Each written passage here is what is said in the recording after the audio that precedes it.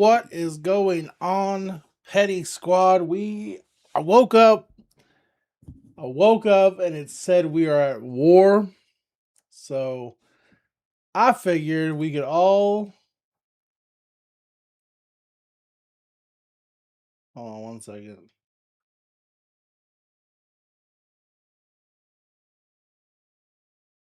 Let me fix something. Let me fix something for the Tickle Talks.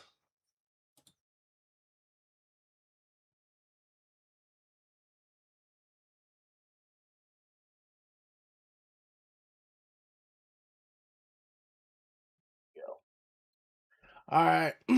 Thanks too much. Hey, welcome in. Welcome in. We're gonna watch this together live.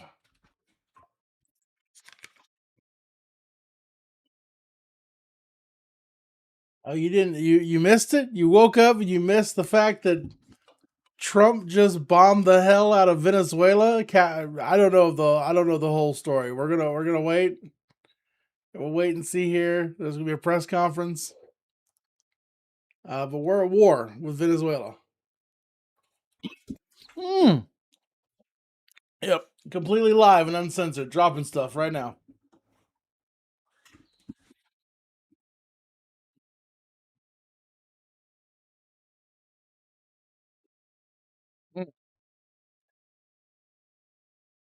Let me make sure I got all my connections fired up. Yep. That means, yeah, that's what I heard too. He allegedly has kidnapped the Venezuelan president as well. Hey, wow, Bill, what's up from Florida?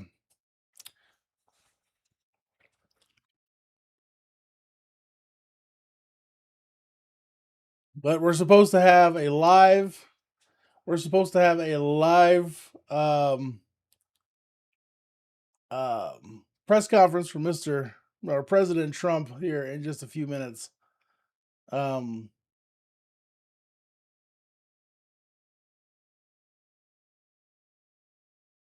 we'll see. We will see. Yeah. So allegedly, he has kidnapped the Venezuelan president as well. So we are going to see.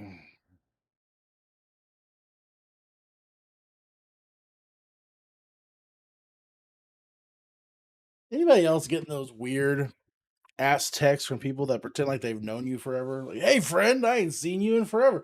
This might be a day where we start day drinking. This might be a day where we start day drinking.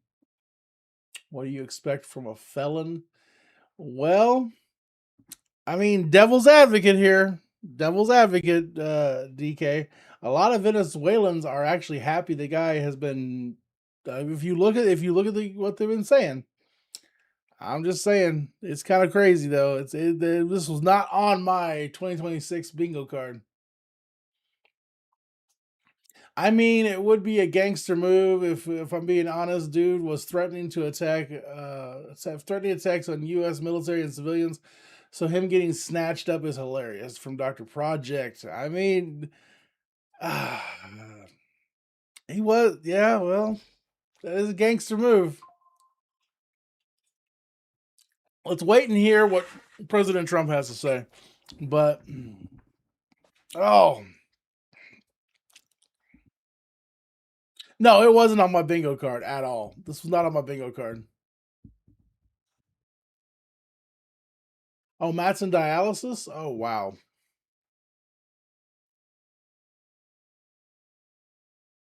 Matt's been doing dialysis for a hot minute. Since he had his hospital stay, so it's good for him. That's Kruger. If you don't guys don't know, Matt is Kruger. Uh, Good morning, Ronan. I saw that this morning. I didn't realize Venezuela was a threat. You know, honest to God, I didn't realize that Venezuela was a threat either for until I started hearing a lot of this.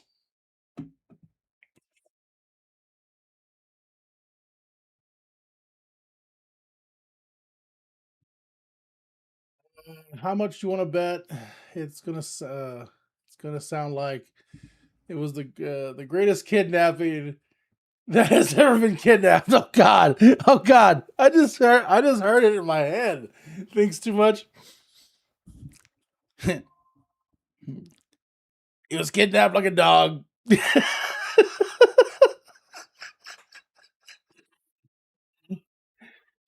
We came in, we shot a lot of fire, we bombed some people, we grabbed him up by the hair of his head. And I know kidnapping, okay? I know kidnapping. I was friends with Epstein.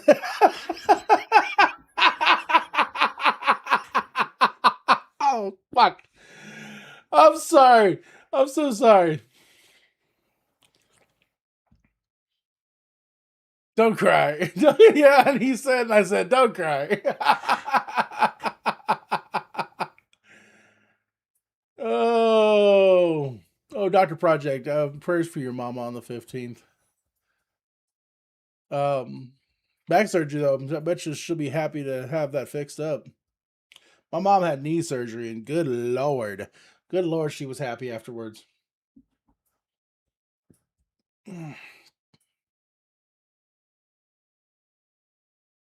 Mm.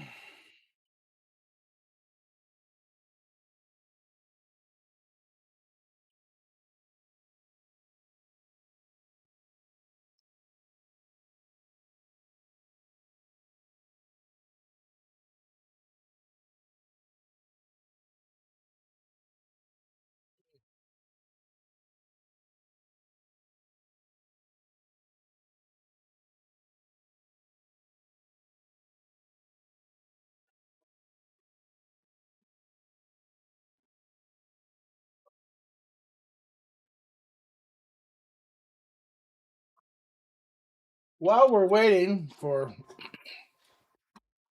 Mr. Trumpy Trump to show up,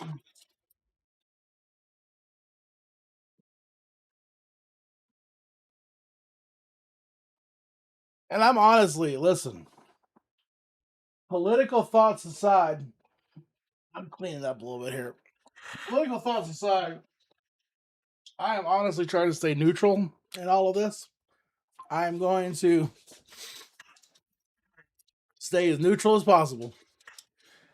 Trump is punctual per usual. Yes, yes, Chesney. Ain't it the truth though?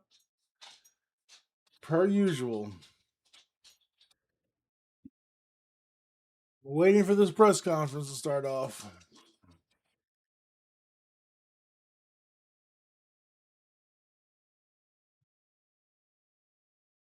Listen, okay, I come from a different generation of people when, our guy didn't win. We hope for the best for the guy that did win, and that's kind of hard sometimes.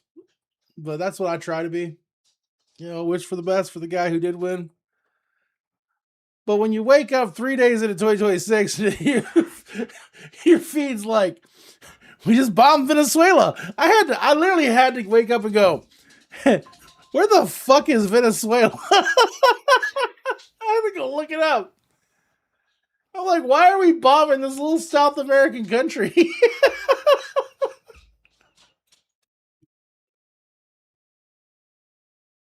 The fuck this dude do?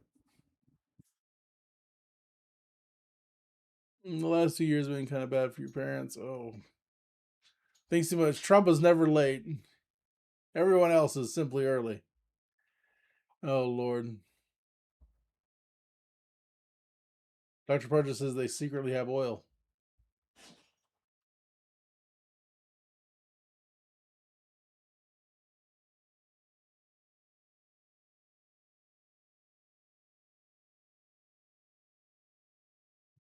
Come on, Mr. President. Let's hurry up.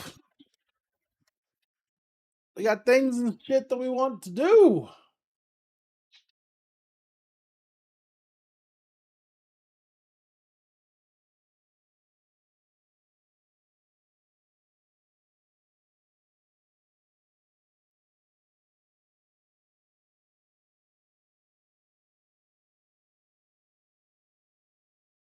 While we are waiting, I'll pull this over here real quick. Chuddy took some amazing photos of his ship on Star Citizen, guys. Look at this. He landed this thing right in the water. Look at these amazing photos. He literally turned the space yacht into a yacht. That's a little deep in the water. I'd be worried about that one. Did he get deeper? Damn near.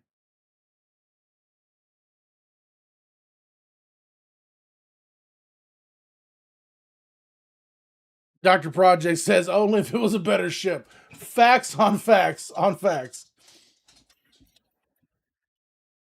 Hey, but who knows? Maybe late game project there will be some place for touring. Hi. Hi. Hi. Good morning. Good morning. You like butt rubs? Good morning.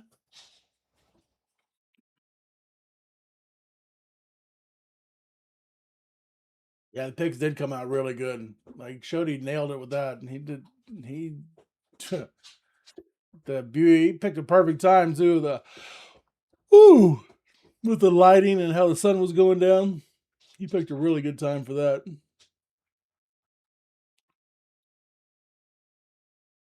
Who's your good boy? Who's your good boy? Who's your good boy? Who's your good boy? Sorry, I'm petting my dog.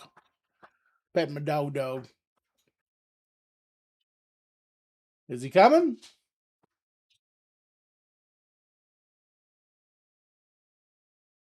All right, go lay down. Go lay down. Go lay down.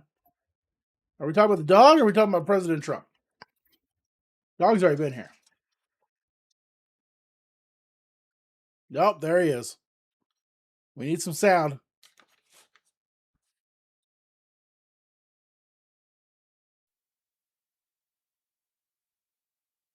We have no sound.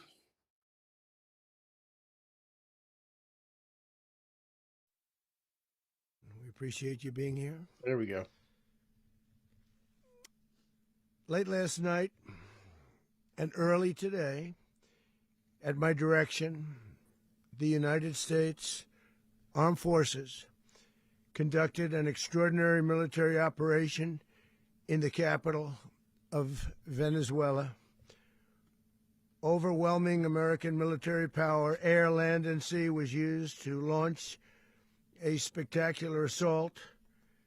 And it was an assault like people have not seen since World War II. It was a force against a heavily fortified military fortress in the heart of Caracas to bring outlaw dictator Nicolas Maduro to justice. This was one of the most stunning, effective, and powerful displays of American military might and competence in American history.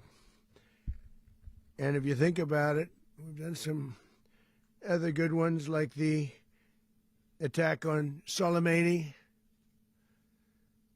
the attack on al-Baghdadi, and the obliteration and decimation of the Iran nuclear sites just recently in an operation known as Midnight Hammer, all perfectly executed and done. No nation in the world could achieve what America achieved yesterday, or frankly, in just a short period of time.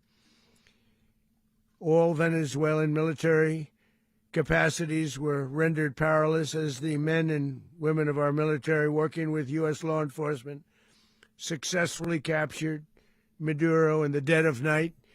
It was dark. The lights of Caracas were largely turned off due to a certain expertise that we have. It was dark and it was deadly.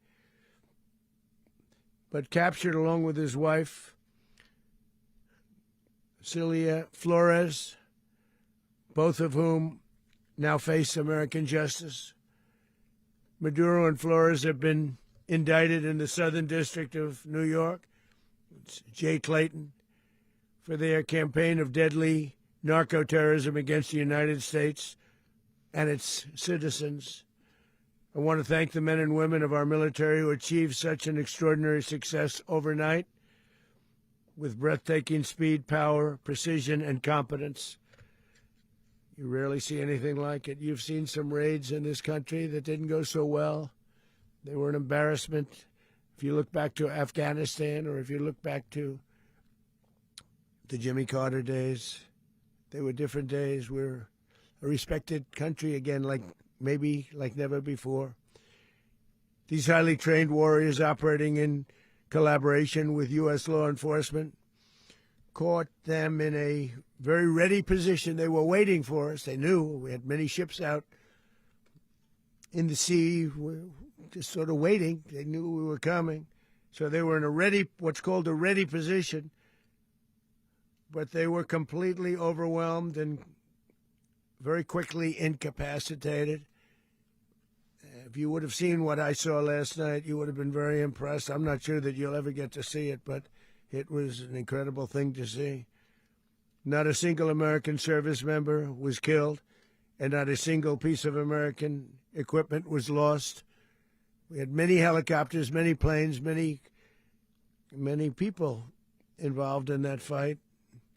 But think of that, not one piece of military equipment was lost, not one service member was, more importantly, killed. The United States military is the strongest and most fearsome military on the planet by far.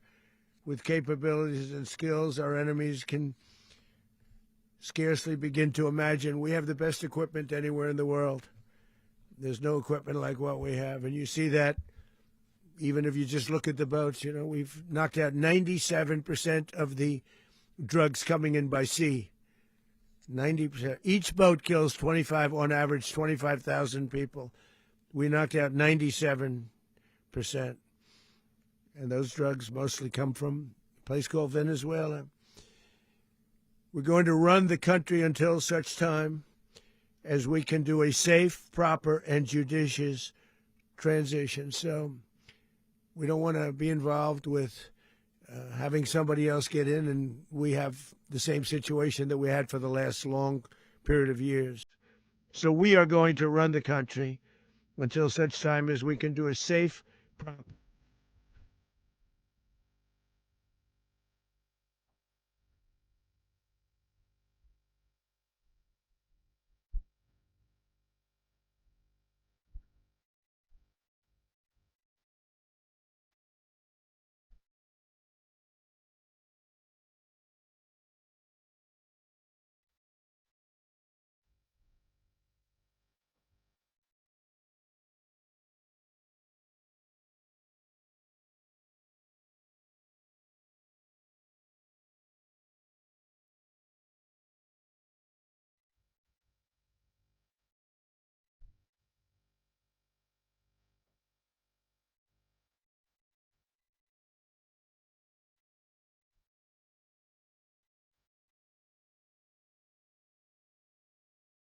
can take place. So we're going to stay until such time as we're going to run it, essentially, until such time as a proper transition can take place.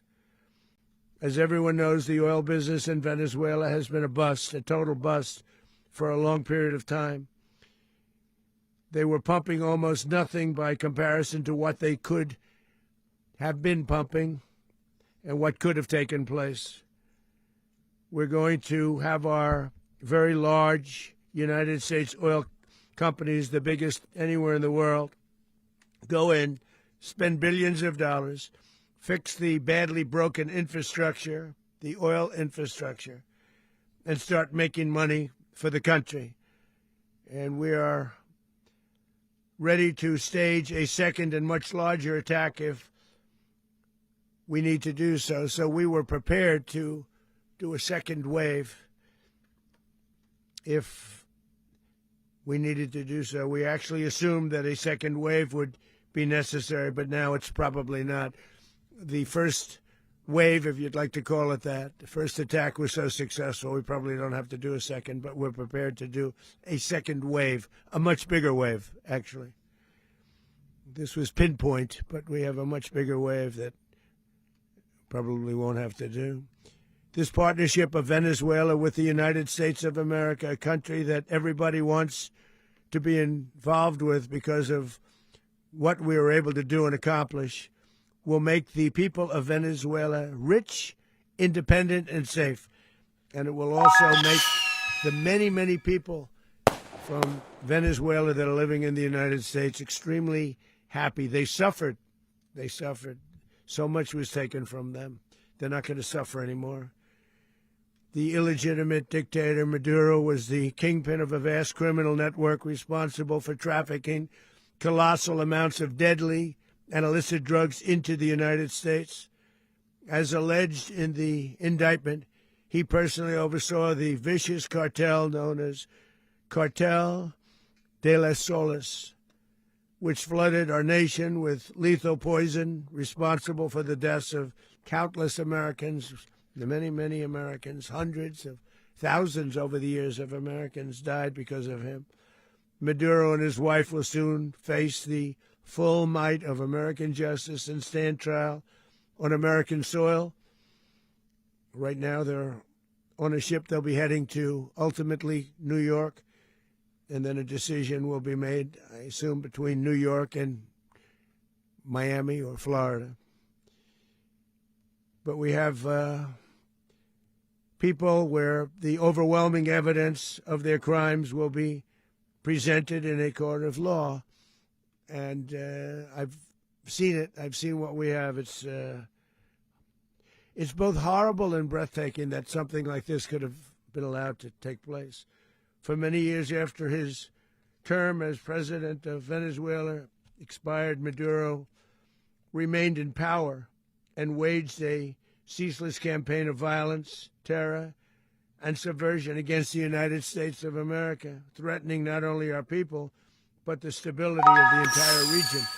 And you all saw it. In addition to trafficking gigantic amounts of illegal drugs that inflicted untold suffering and human destruction all over the country, all over, in particular, the United States, Maduro sent savage and murderous gangs, including the bloodthirsty prison gang Tren de Aragua, to terrorize American communities nationwide. And he did indeed.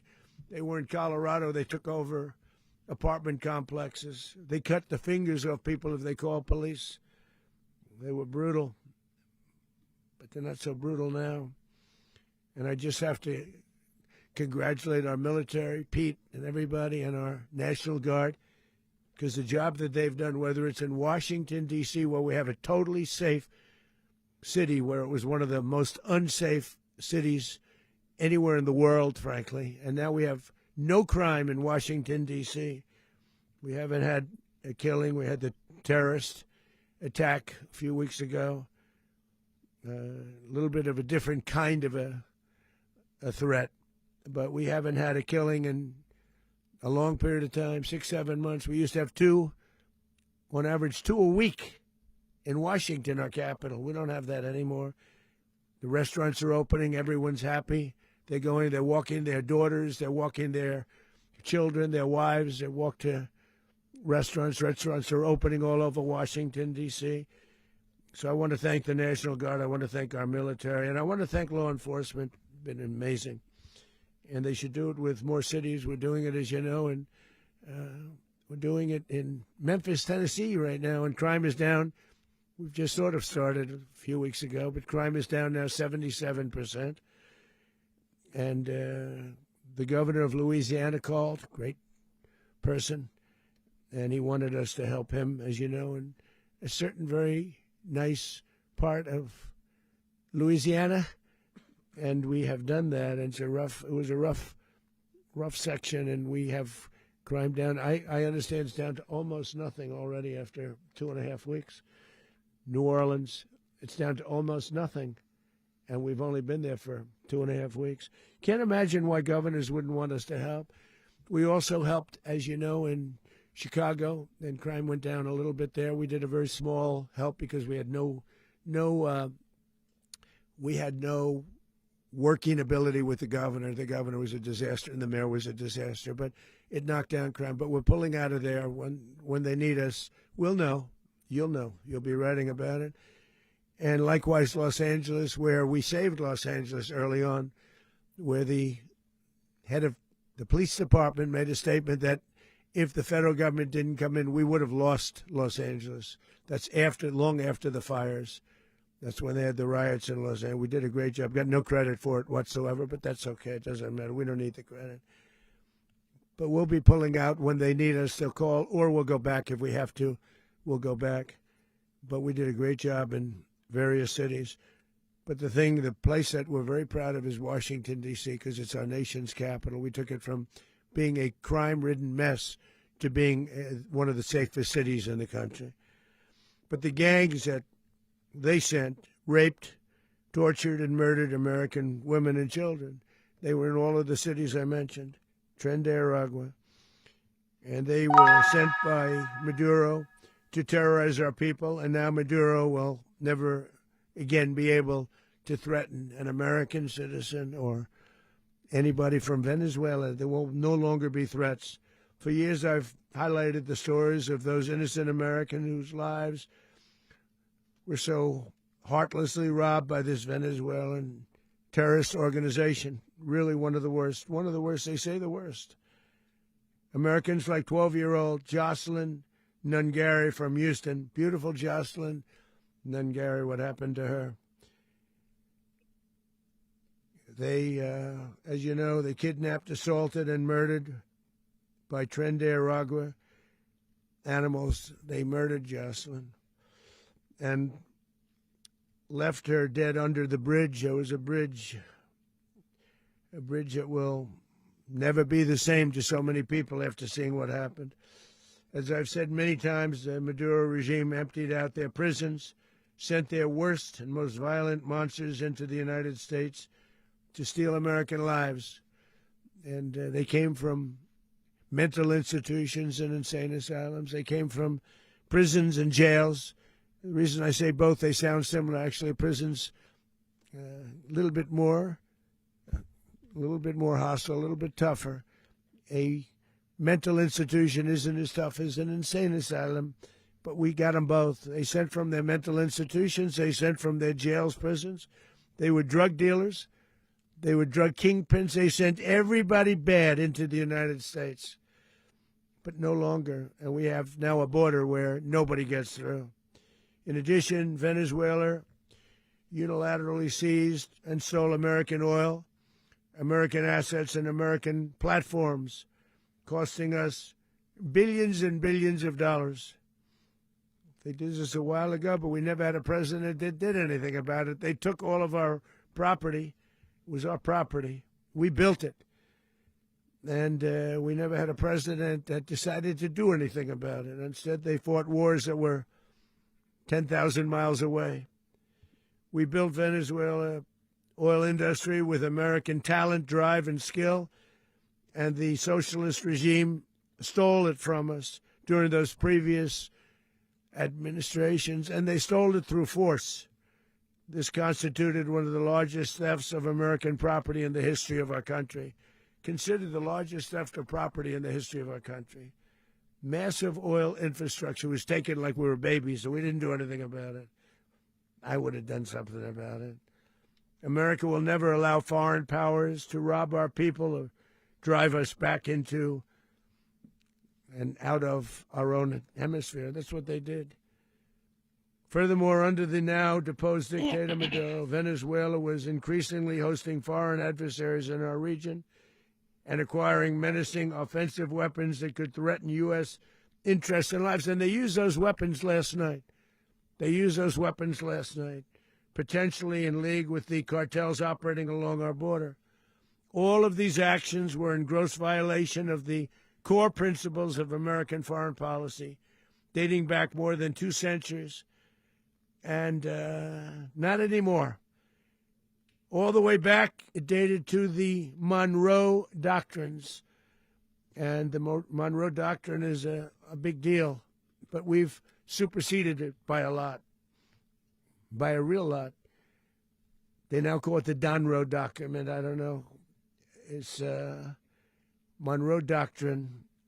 We sort of forgot about it. It was very important, but we forgot about it. We don't forget about it anymore. Under our new national security strategy, American dominance in the Western Hemisphere will never be questioned again. Won't happen.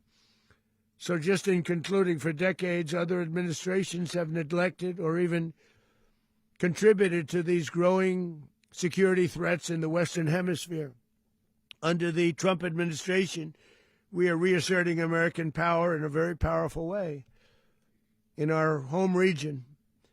And our home region is very different than it was just a short while ago. The future will be, and we did this in my first term. We had great dominance in my first term, and we have far greater dominance right now. Everyone's coming back to us.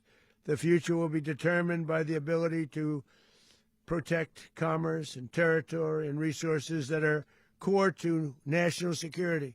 These are core to our national security. Just like tariffs are, they've made our country rich, and they've made our national security strong, stronger than ever before.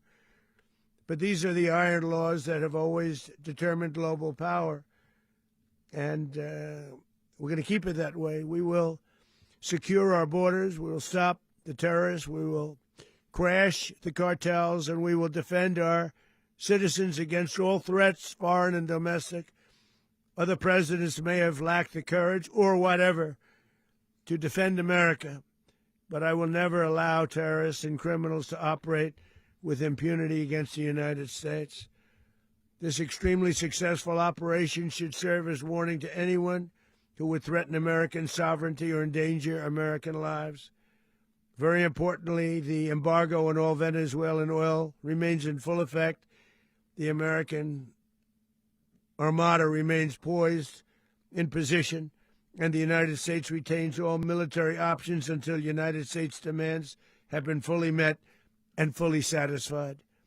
All political and military figures in Venezuela should understand what happened to Maduro can happen to them, and it will happen to them if they aren't just, fair, even to their people.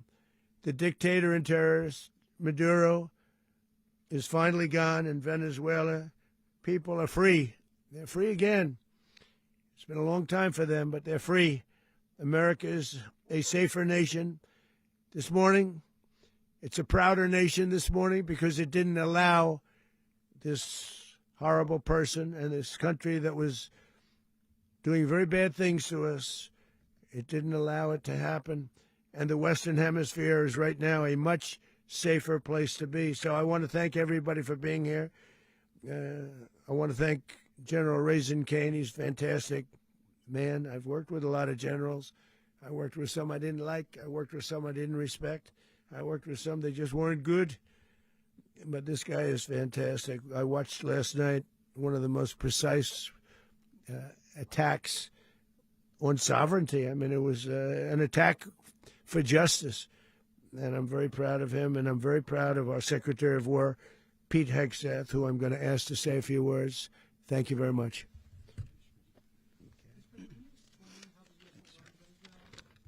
Well, thank you, Mr. President. Finally, a commander-in-chief the world respects and the American people deserve. And as the President said, words can barely capture the bravery and the power and the precision of this historic operation. A massive joint military and law enforcement raid flawlessly executed by the greatest Americans our country has to offer. American warriors are second to none, the best in the world and the best of our country. What all of us witnessed last night was sheer guts and grit, gallantry, and glory of the American warrior.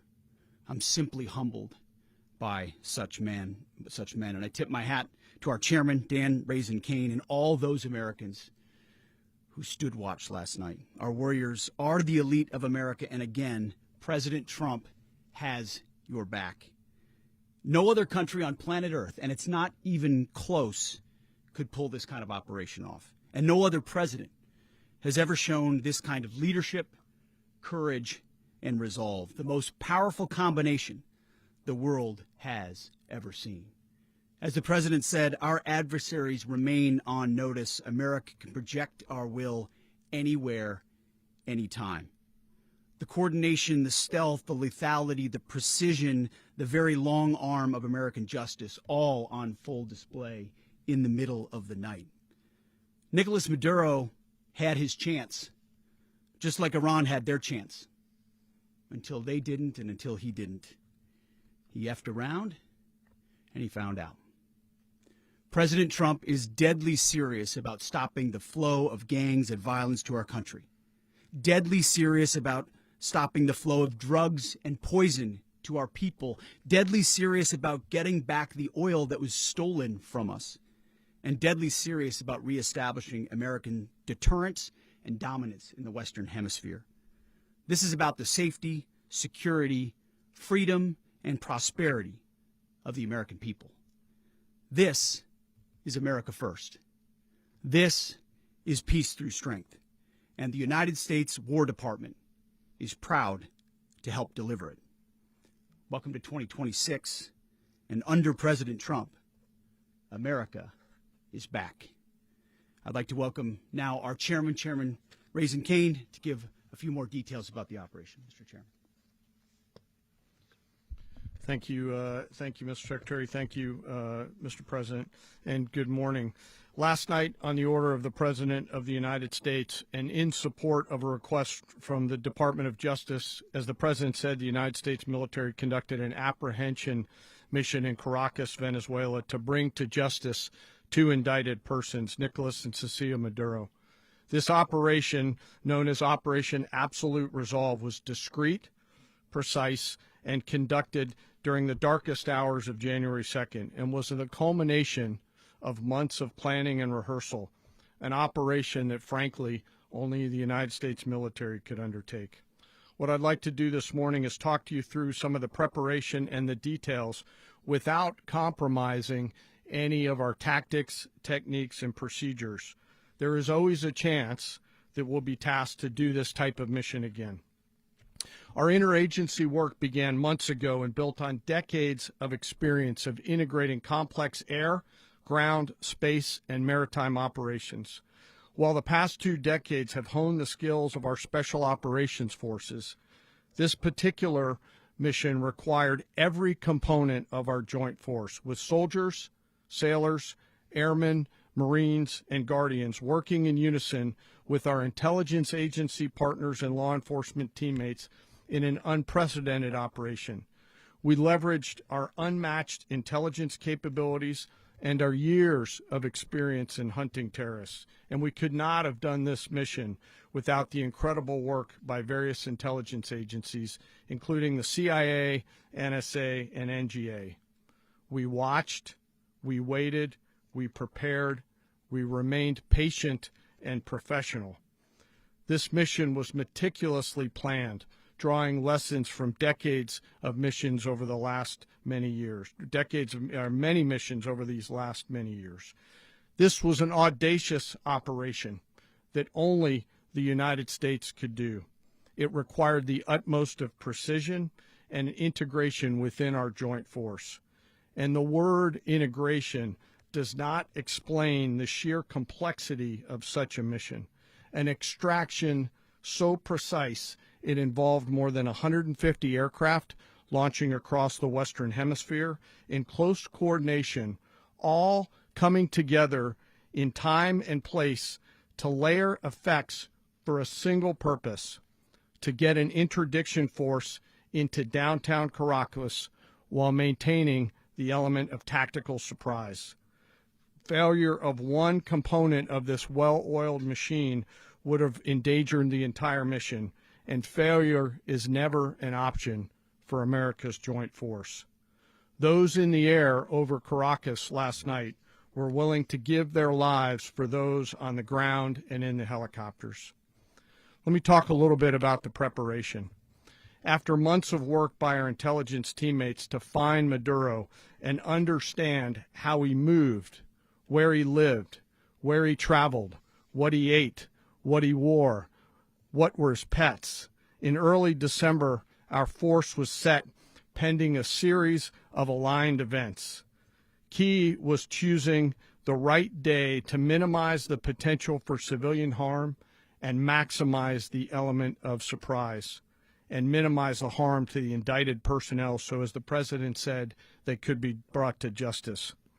And as the President said earlier today, weather in Venezuela is always a factor this time of the year. And over the weeks through Christmas and New Year's, the men and women of the United States military sat ready, patiently waiting for the right triggers to be met and the president to order us into action. Last night, the weather broke just enough, clearing a path that only the most skilled aviators in the world could maneuver through. Ocean, mountain, low cloud ceilings, but when tasked with a mission, this organization does not quit. At 10:46 p.m. Eastern Time last night, the President ordered the United States military to move forward with this mission. He said to us, and we appreciate it, Mr. President, good luck and Godspeed. And those words were transmitted to the entire Joint Force. Over the course of the night, aircraft began launching from 20 different bases on land and sea across the Western Hemisphere. In total, more than 150 aircraft, bombers, fighters, intelligence, reconnaissance, surveillance, rotary wing were in the air last night. Thousands and thousands of hours of experience were airborne. Our youngest crew member was 20, and our oldest crew member was 49, and there's simply no match for American military might. As the night began, the helicopters took off with the extraction force, which included law enforcement officers, and began their flight into Venezuela at 100 feet above the water. As they approached Venezuelan shores, the United States began layering different effects provided by Spacecom, Cybercom, and other members of the interagency to create a pathway. Overhead, those forces were protected by aircraft from the United States Marines, the United States Navy, the United States Air Force, and the Air National Guard. The force included F-22s, F-35s, F-18s, EA-18s, E-2s, B-1 bombers, and other support aircraft, as well as numerous remotely piloted drones. As the force began to approach Caracas, the Joint Air Component began dismantling and disabling the air defense systems in Venezuela, employing weapons to ensure the safe passage of the helicopters into the target area. The goal of our air component is, was, and always will be to protect the helicopters and the ground force and get them to the target and get them home. As the force crossed the last point of high terrain where they'd been hiding in the clutter, we assessed that we had maintained totally the element of surprise. As the helicopter force ingressed towards the objective at low level, we arrived at Maduro's compound at 1:01 a.m. Eastern Standard Time, or 2:01 a.m. Caracas local time, and the apprehension force descended into Maduro's compound and moved with speed, precision, and discipline towards their objective and isolated the area to ensure the safety and security of the ground force while apprehending the indicted persons. On arrival into the target area, the helicopters came under fire, and they replied with that fire with overwhelming force in self-defense. One of our aircraft was hit but remained flyable, and as the President said earlier today, all of our aircraft came home, and that aircraft remained flyable during the rest of the mission. As the operation unfolded at the compound, our air and ground intelligence teams provided real-time updates to the ground force, ensuring those forces could safely navigate the complex environment without unnecessary risk. The force remained protected by overhead tactical aviation. Maduro and his wife, both indicted, gave up and were taken into custody by the Department of Justice, assisted by our incredible U.S. military with professionalism and precision, with no loss of U.S. life. After securing the indicted persons, the force began to prep for departure. Helicopters were called in to exfiltrate the extraction force, while fighter aircraft and remotely piloted aircraft provided overhead coverage and suppressive fire. There were multiple self-defense engagements as the force began to withdraw out of Venezuela. The force successfully exfiltrated and returned to their afloat launch bases, and the force was over the water at 3:29 a.m. Eastern Standard Time with indicted persons on board. And both Maduro and his wife were embarked aboard the USS Iwo Jima. In closing, what we've witnessed today is a powerful demonstration of America's joint force. We think, we develop, we train, we rehearse, we debrief, we rehearse again and again, not to get it right, but to ensure that we cannot get it wrong. Our jobs are to integrate combat power so when the order comes, we can deliver overwhelming force at the time and the place of our choosing against any foe anywhere in the world. I am immensely proud today of our joint force and filled with gratitude to represent them here today. There is simply no mission too difficult for these incredible professionals and the families that stand by them and support them. As we stand here this morning, our forces remain in the region at a high state of readiness, prepared to project power, defend themselves, and our interests in the region. This operation is a testament to the dedication and unwavering commitment to justice and our resolve to hold accountable those who threaten peace and stability.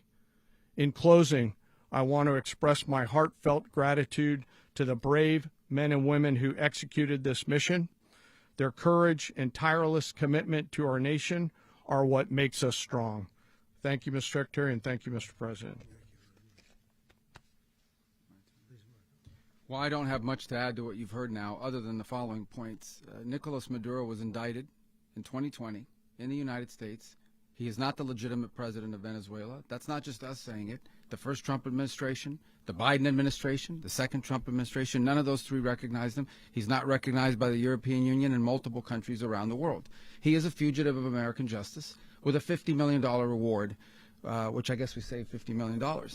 And make sure. Yeah, exactly. But don't let anybody claim it. Nobody deserves it but us. But I want to be clear about one thing. Nicolas Maduro had multiple opportunities to avoid this. He was provided multiple very, very, very generous offers and chose instead to act like a wild man, chose instead to play around. And the result is what we saw tonight. The other message here is the following. You have a guy, like many people around the world, they like to play games. You have a guy who decides he's going to invite Iran into his country, is going to, do the confiscation of American oil companies, is going to flood our country with gang members, is going to take Americans prisoner and try to hold them for hostage and trade them like he was able to do with the Biden administration. Basically likes to play games all this time and thinks nothing's going to happen. And I hope what people now understand is that we have a president. The 47th president of the United States is not a game player.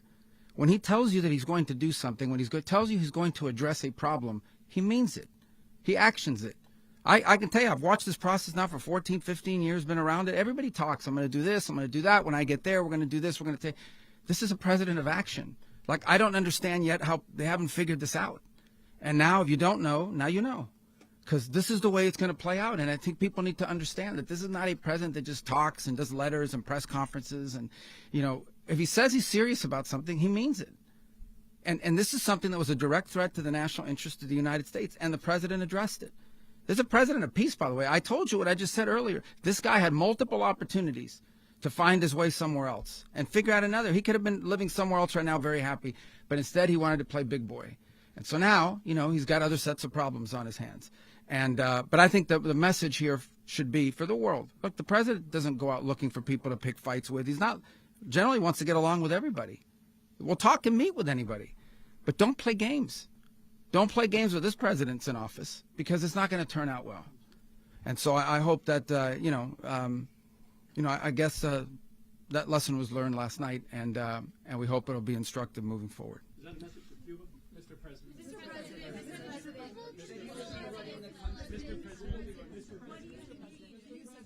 Please. Well, we're going to be running it with a group, and we're going to make sure it's run properly. We're going to rebuild the oil infrastructure, which will cost billions of dollars. It'll be paid for by the oil companies directly. They will be reimbursed for what they're doing, but that's going to be paid. And we're going to get the oil flowing the way it should be. As you know, it was just a minor flow. It was actually a minor flow for what they have. But we're going to run it properly, and we're going to make sure the people of Venezuela are taken care of. We're going to make sure the people that were forced out of Venezuela by this thug are also taken care of. President, does The U.S. running the country mean that U.S. troops will be on the ground? How will that work? Well, they always say boots on the ground. Oh, so we're not afraid of boots on the ground if we have to have. We had boots on the ground last night at a very high level, actually. We're not afraid of it. We don't mind saying it. But we're going to make sure that that country is run properly. We're not doing this in vain. This is a very dangerous attack. This is an attack that could have gone very, very badly. Could have gone very badly. We could have lost a lot of people last night. We could have lost a lot of dignity. We could have lost a lot of equipment. The equipment is less important, but we could have lost a lot. And we're going to make sure that this is proper. We're there now. We're ready to go again if we have to. We're going to run the country right. It's going to be run very judiciously, very fairly. It's going to make a lot of money. We're going to give money to the people. We're going to reimburse people that were taken advantage of. We're going to take care of everybody. It's very important. We couldn't let them get away with it. They stole our oil. We built that whole industry there, and they just took it over like we were nothing. And we had a president that decided not to do anything about it. So we did something about it. We're late, but we did something about it. Yeah, please.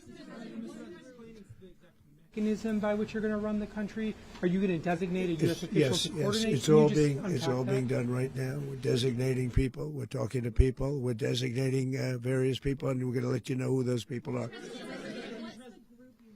Would run Venezuela? Well, it's largely going to be for a period of time. The people that are standing right behind me, we're going to be running it. We're going to be bringing it back. It's a dead. I talk about a dead country.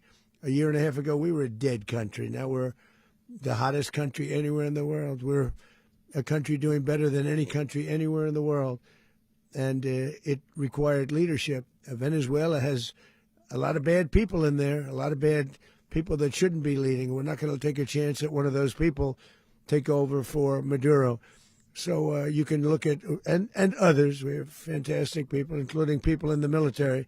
So we're going to have a group of people running it until such time as it can be put back on track, make a lot of money for the people, and give people a great way of life, and also reimbursement for people in our country that were forced out of Venezuela. Rubio would be. You said earlier today that you weren't going to back Machado to come back and be the opposition leader in your Fox and Friends interview. And then you also mentioned the vice president of Venezuela. Are you going to work with the vice president of Venezuela, or how do you foresee the relationship going? I understand she was just sworn in, but she was, as you know, picked by Maduro. So Marco's working on that directly. He just had a conversation with her, and she's essentially willing to do what we think is necessary to make Venezuela great again. Very simple. Mr. President, Colombian President Gustavo Petro, a couple weeks ago, he said he's got to watch his ass. And today, he said he's not concerned about anything happening to him in the aftermath of this operation. So, just what your message is about that? Well, he has cocaine mills. He has factories where he makes cocaine. And, yeah, I think I stick by my first statement. He's making cocaine. They're sending it into the United States. So he does have to watch his ass. Mr. President, did you notify any members of Congress in advance? Marco, do you want to talk about that? Because you were involved in it. Sure. We call members of Congress immediately after. This was not the kind of mission that you can do congressional notification on. It was a trigger-based mission in which conditions had to be met night after night. We watched and monitored that for a number of days. So it's just simply not the kind of mission you can call people and say, hey, we may do this at some point in the next 15 days. But it's largely a law enforcement function. Remember, at the end of the day, at its core, this was an arrest of 2 indicted fugitives of American justice, and the Department of War supported the Department of Justice in that job. Now, there are broader policy implications here, but it's just not the kind of mission that you can pre-notify because it endangers the mission. Plus, if I could add one thing to that, Congress has a tendency to leak. This would not be good. If they leaked, General, I think it would have been maybe a very different result. But I have to say, they knew we were coming at some point, A lot of ships out there, they sort of knew we were coming. We went through. But Congress will leak, and we don't want leakers. People to watch this all play out live. What was Maduro doing when the U.S. forces entered what I assume would be his home? And also, was there any point where the U.S. was considering if Maduro pushed back or resisted killing Maduro? It could have happened. It could have happened. He was trying to get into a safe place. The safe place is all steel. and he wasn't able to make it to the door because our guys were so fast. They went through the opposition so fast, and there was a lot of opposition. You know, people were wondering, do we get them by surprise? Sort of surprised, but they were waiting for something. It was a lot of opposition. There was a lot of gunfire. You saw some of it today. But he was trying to get to a safe place, which wasn't safe because we would have had the door blown up in about 47 seconds, they say on average, regardless of how thick the steel was. It was a very thick door. It was a very heavy door, but he was unable to get to that door. He made it to the door. He was unable to close it. Go ahead, finish.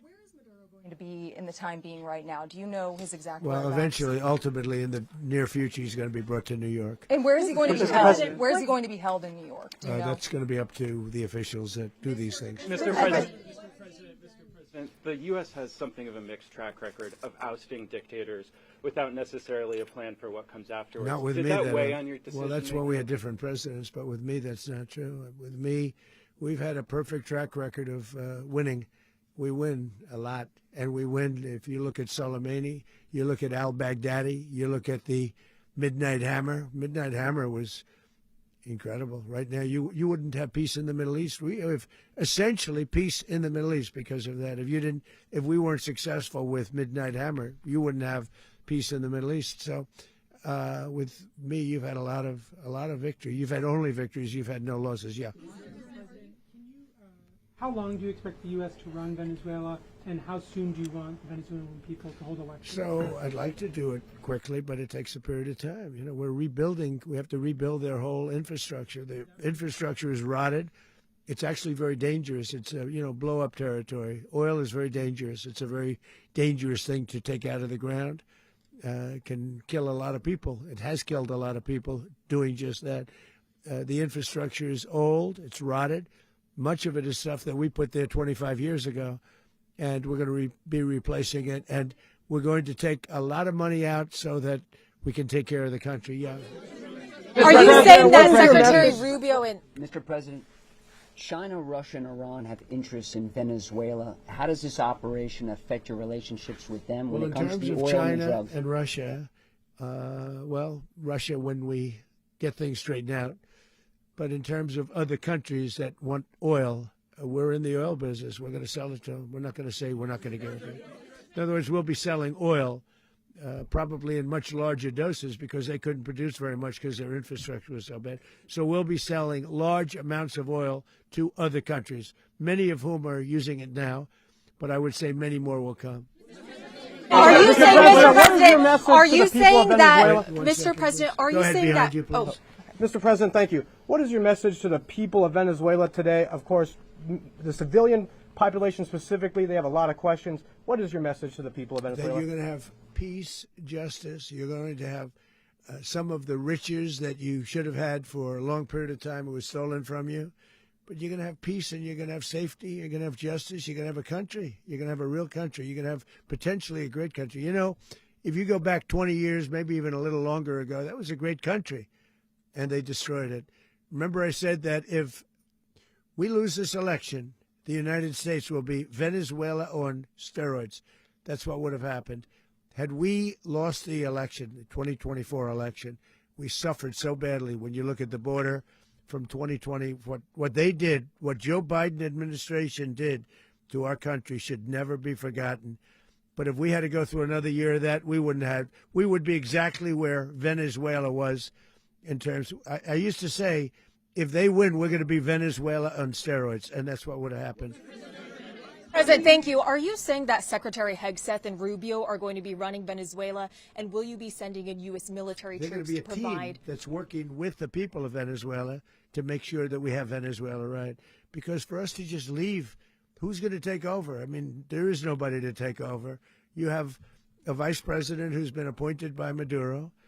And right now she's the vice president, and she's, I guess, the president. She was sworn in as president just a little while ago. She had a long conversation with Marco, and she said, we'll do whatever you need. I think she was quite gracious, but she really doesn't have a choice. We're going to have this done right.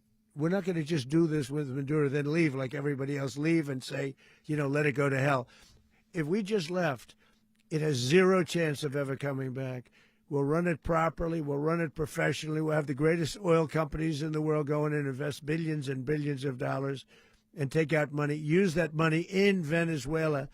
And the biggest beneficiary are going to be the people of Venezuela. And also, I can't stress this strongly enough, the people that got thrown out of Venezuela that are now in the United States, and frankly, some want to stay and some probably want to go back, yeah. In the country, and were any of the detained Americans? Well, right now they're arrested very last week? protected because nobody's going to mess with us. They're very protected. The people of, and we let them know that you better not touch one of them. And are you concerned that bad elements of the Maduro regime will remain in place? Well, we know who they are. We're on them, and they're acting much differently now than they would have acted 2 days ago. Okay, wait, behind you, please. Mr. President, why is running a country in South America America first? Well, I think it is because we want to surround ourselves with good neighbors. We want to surround ourselves with stability. We want to surround ourselves with energy. We have tremendous energy in that country. It's very important that we protect it. We need that for ourselves. We need that for the world.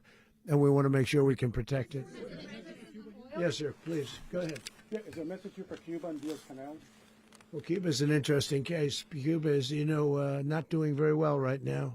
That system has not been a very good one for Cuba. The people there have suffered for many, many years. And I think Cuba is going to be something we'll end up talking about because Cuba is a failing nation right now, very badly failing nation. And we want to help the people. It's very similar in the sense that we want to help the people in Cuba, but we want to also help the people that were forced out of Cuba and living in this country. Do you want to say something about that, Marco, please?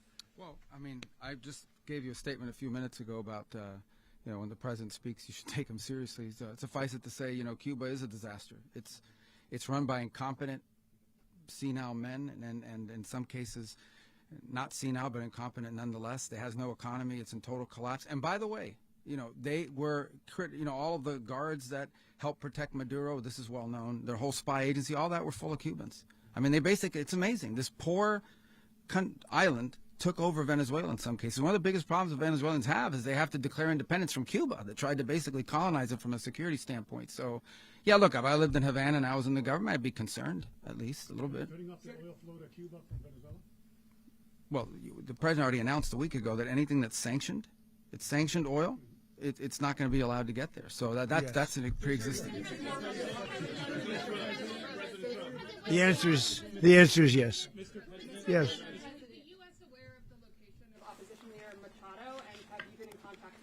No, we haven't. No, we haven't. Mr. President.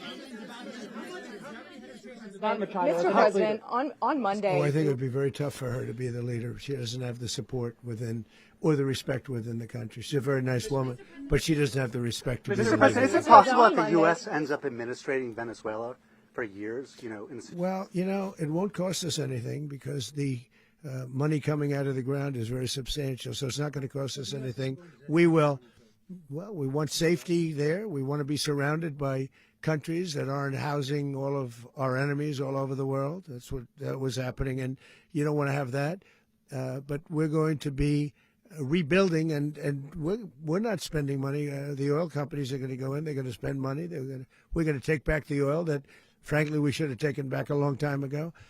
A lot of money is coming out of the ground. We're going to get reimbursed for all of that. We're going to get reimbursed for everything that we spend. So it's going to be a very important. This is a very big evening that took place last night. We have to be surrounded by safe, secure countries, and we also have to have energy. Very important. We have to have energy that's real energy, not where they're getting 4% and 5% of the energy out of the ground. You take a look. It was such a disaster. So what's going to happen with Venezuela, I think, over the next period of a year, is going to be a great thing, and the people of Venezuela will be the biggest beneficiaries.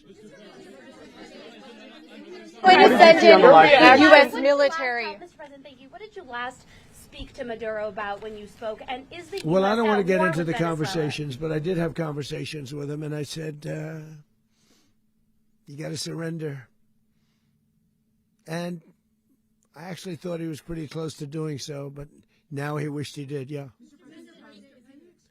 You said that Maduro is responsible for drug trafficking. You recently pardoned the former president of Honduras, who was convicted on many drug trafficking. Can you explain how these two situations are different? And would you ever pardon Maduro? I endorsed, as you know, the winning president, the man who won in Honduras. I endorsed the man who won in Chile. I endorsed the man who won in Argentina.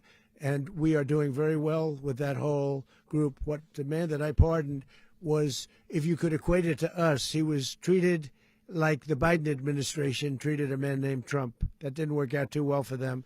This was a man who was persecuted very unfairly. He was the head of the country. He was persecuted very unfairly. And there are a number of them. And we felt that it was a very unfair situation that happened to him. He's also a party member of the man who won. So obviously the people liked what I did.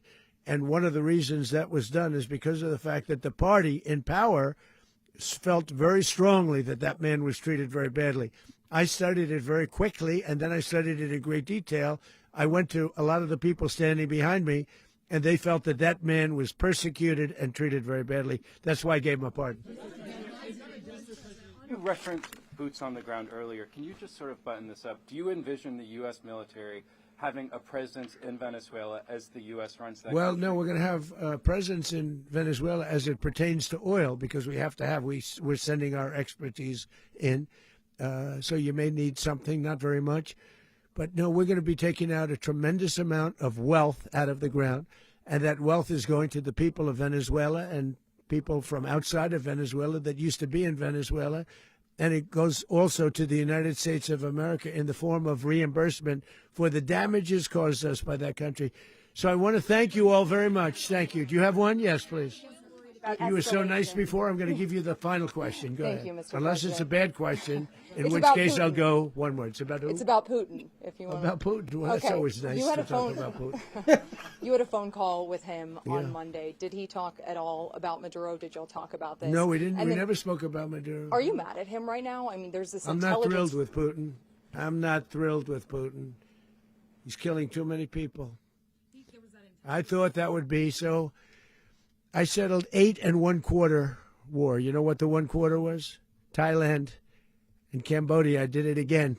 They broke out, and I did it in about 5 hours, and I settled it. I'm giving myself 1/4, so I'm up to now 8 1/4. In other words, I settled the war, but then they broke out. They had a pretty bad breakout over the last 4 days. I got them to go back to peace, so I only give 1/4. I thought the easiest one would be, one of the easier ones would be Russia, Ukraine. It's not, and they both have done some pretty bad things. And look, that's Biden's war. That's not my war. But I want to stop the lives. Did you see where last month 30,000? It was 27,000 the month before. 30,000, mostly soldiers, were killed this last month. 30,000. I want to stop that. You know, I got NATO to pay 5% instead of the 2% that they weren't paying. They weren't paying 2, now they pay 5. And we send them a lot of munitions. We send them a lot of things, missiles and various other things, a lot. And they pay. The United States is not losing money. We're probably making money on that. It's the last thing I care about. I just want to stop all those people. We're losing 25,000, 30,000 human beings that come from 2 places that are very far away. But if I can stop, because it's something I've been pretty good at doing, deals, I guess. It's all a deal. Life is a big deal. But if I can stop that war and stop 30,000 young people, in addition to the fact that people are being killed in Kiev, people are being killed in other cities throughout, a much smaller number, but they're being killed, viciously killed. So I'm not happy about it. I thought that would be something that would get solved. We have Mr. Witkoff here. I think that we're making progress, but that's a war that should have never happened. If I were president, it would have never happened. Putin says it. Everybody says it. If I were president, that would have never happened. But I inherited that war. That was Joe Biden, Zelensky, and Putin. I came into the situation, and it's a mess.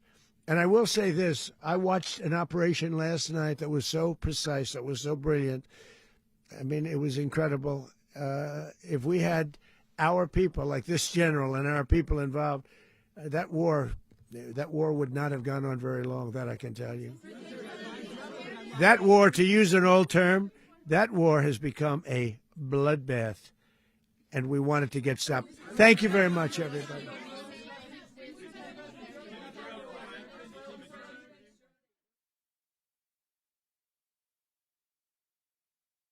Well,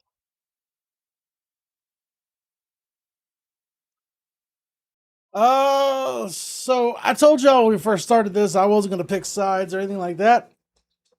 And like I said, I come from a generation of where, even if the guy you didn't vote for wins, you support that person because it's for the country. I do have some questions, though. I think a lot of y'all had the same questions, too. Number one, this is just from my moral standpoint. This is from my morals, not my politics. Why? First of all, why was his wife arrested with him? I don't know. Maybe there's a good reason. There might be a good reason why his wife was arrested with him. But I think the biggest one, and a lot of what I've seen during the entire press conference and the speech, is we're taking over their oil infrastructure with our oil companies, and those oil companies are going to be reimbursed. How does that work? And does the profits of that oil go back to the people of Venezuela? That would be my only question. Because a lot of wars have been waged over petroleum.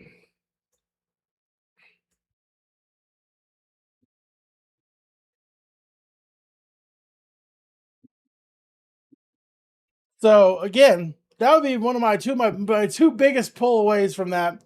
Of course, somewhere in the White House there's a speechwriter who every time President Trump takes the stage, he's like, "Oh God, that's not what I wrote."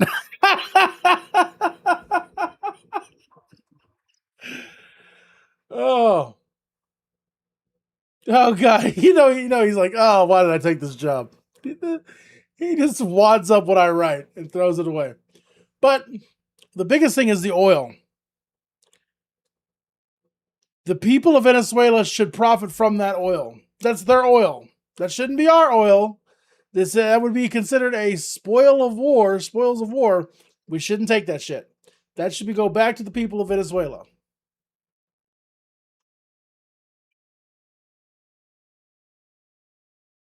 That oil should go back to the people, the profits.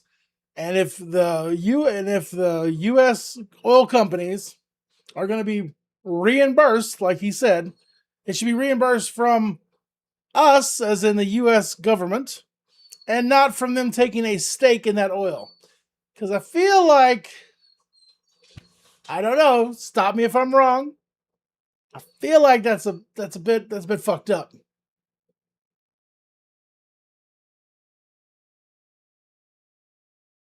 Nell says they do not have a military.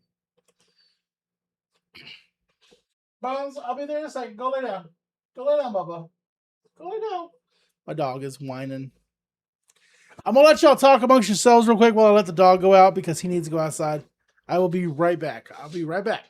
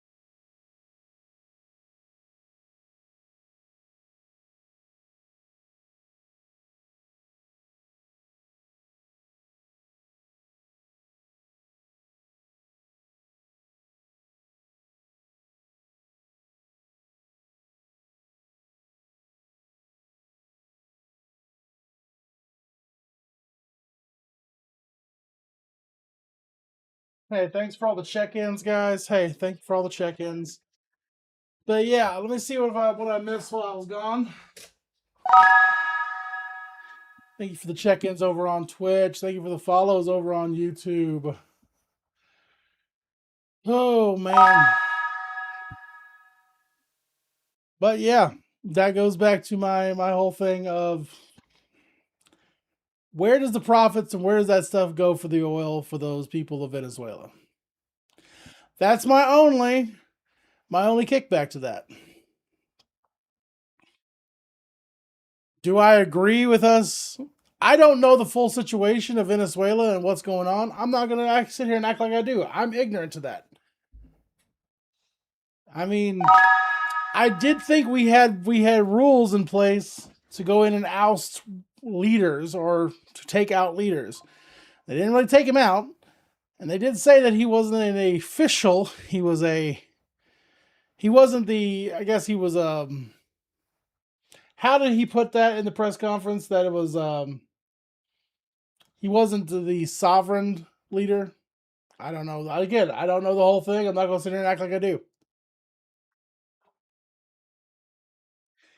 But I can't help, and I'm here. This is my own. This is not my politics. This is my own moral compass. I can't help but feel like this is highly motivated by oil, because oil was one of the biggest driving points in that whole press conference. Again, this is why I don't cover politics. But hey, I figured this was a major thing that was going on in our world, and I wanted to kind of share it with y'all.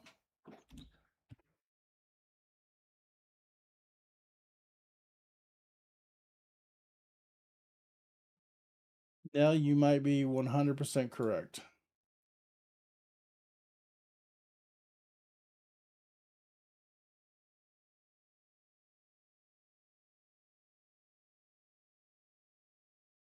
You might be 110% correct now.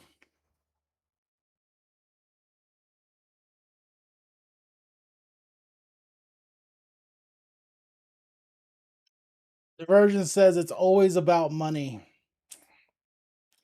That one I can't deny. It's always about power and money. A lot of times it really is. A lot of times it really is.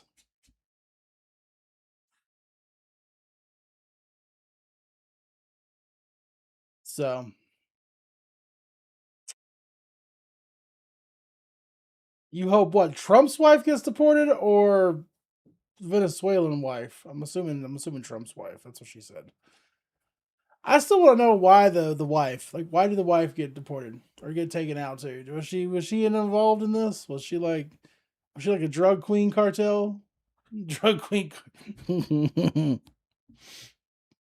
Anyway, now that is over with, I am going to probably enjoy the rest of my day chilling out and hanging out. I'm gonna probably play some Ark. You guys don't have to stick around for that if you guys don't want to, but I don't know.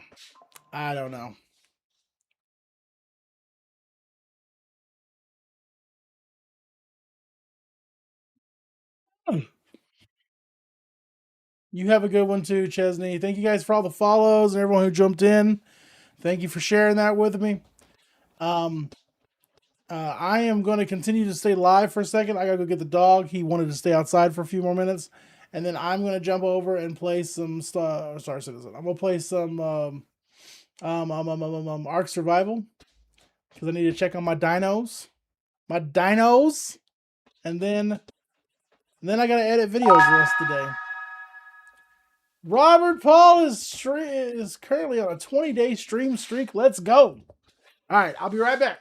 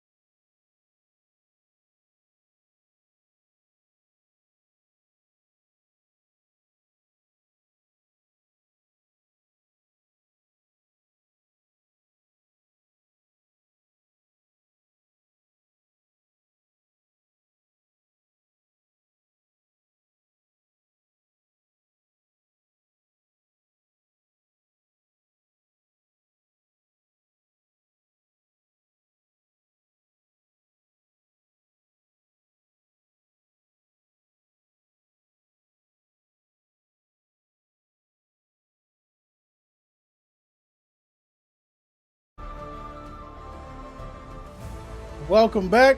Welcome back.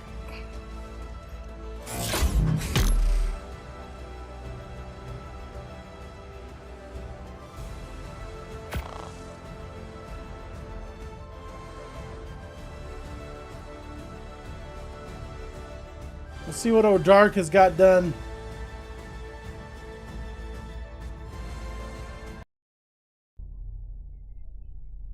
Tis game time, Nell. Enough of this seriousness about how our world is all crazy.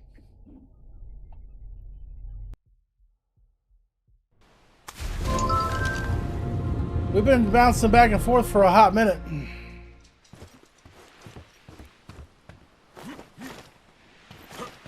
Why is my dude stuck? There we go.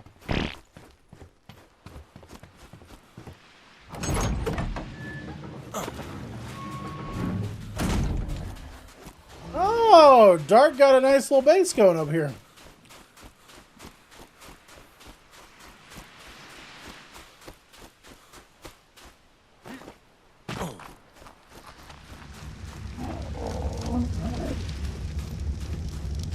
Damn, sir.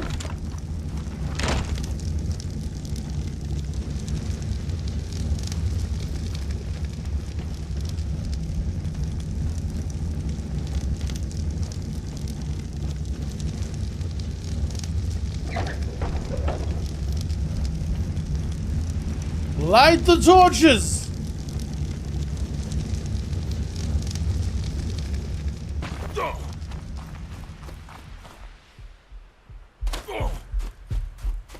Oh, fall damage is a motherfucker, ain't it?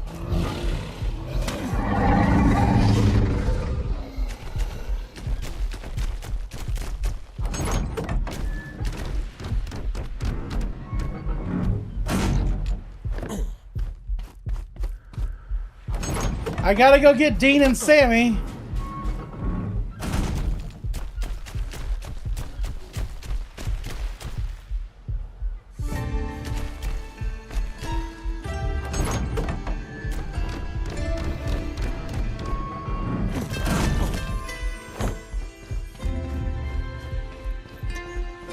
All right.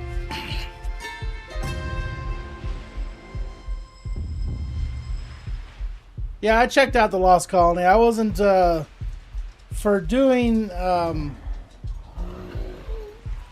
for what I'm doing. I didn't want to play that as a map for our server right now. At least start it off as that map.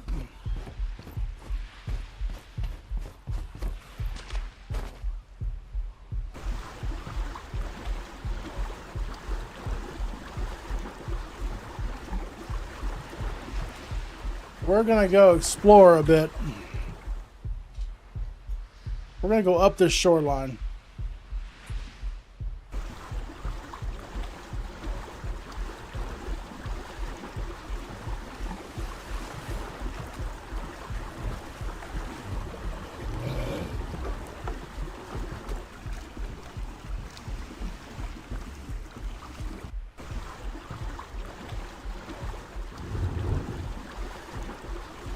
That's a sharky shark.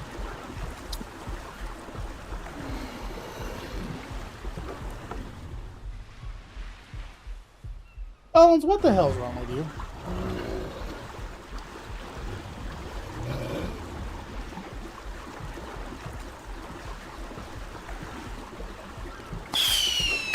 Oh, K-Bay with roses! Let's go!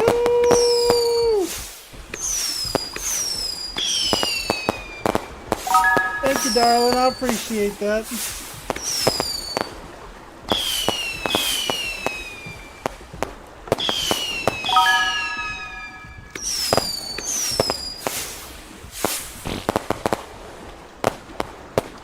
Thank you, darling. I appreciate all the roses and the good games and the 2026s and the gummy bears.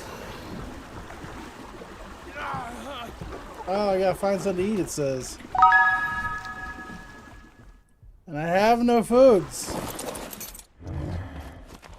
One of you has some foods. One of you has foods, right? Yes, you have foods. You still have foods for use? Okay.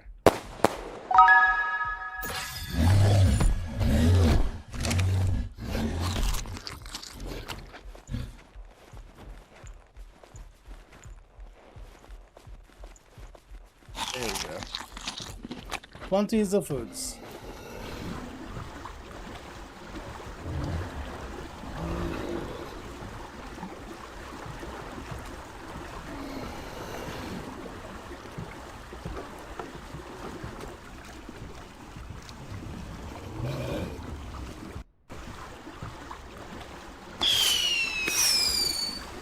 Yay! More roses and hats. Carnage, you gonna jump on here with us? We're trying to get Chody over here too. We're still playing Star Citizen. I just needed a break from Star Citizen for a little bit. Until we get more people over there playing like regularly.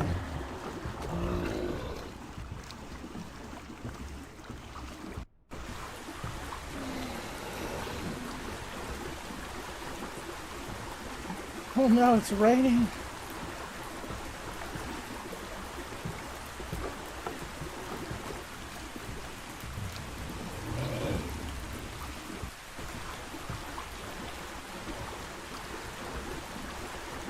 I need to go find me some wood and actually finish off this damn boat.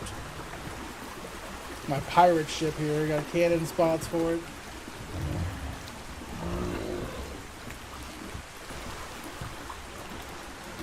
Yeah, there are whales. This thing's pretty fast, though.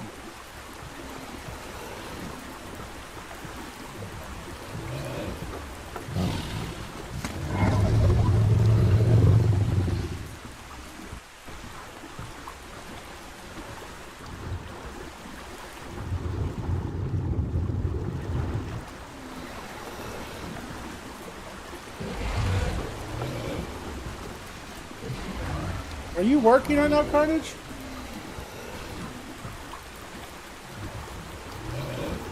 I liked it better when you were suspended, so you could play more.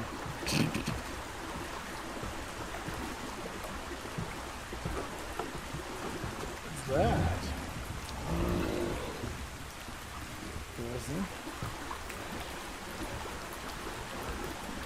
Carla, no, I'm not back in Evansville yet.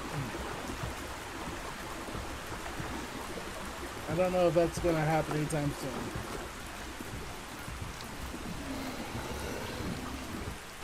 Oh, there's a bunch of trees up here. I'll pull it to the shore.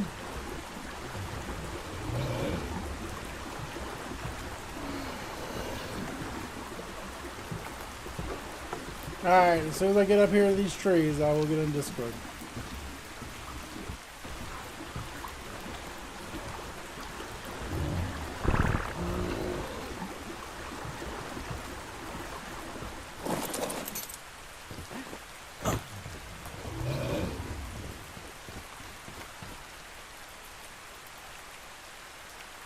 Oh. Hello? Hello? Hello. What's up, Lug? Legustus.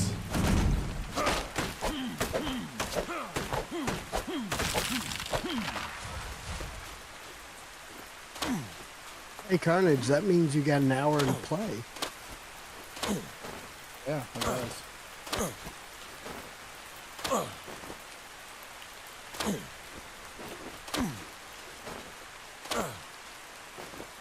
Can't get up there and get the rest of the trees? That sucks. What do you think of the base? It was good. I like the beacons of Gondor you set up there. Oh, it makes it easier to fly back in the mist. I Light the beacons! Almost died last night. How'd you almost die? I ran out of stamina over the ocean because I couldn't find the island. That'll do it. That'll do it every time. Did you go in by chance? Yeah, I went all the way to the top to the beacons. Looks nice. I like you a lot.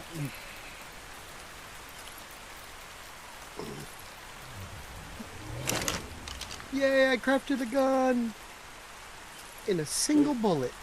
Augustus, we're playing, what's the name of this map? I can't ever say it right. Astrosis.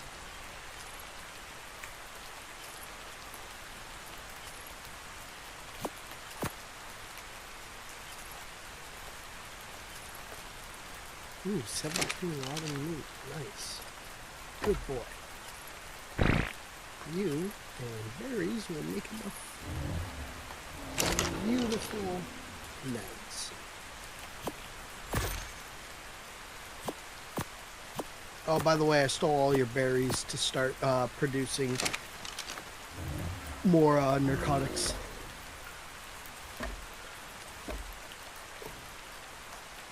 I wondered.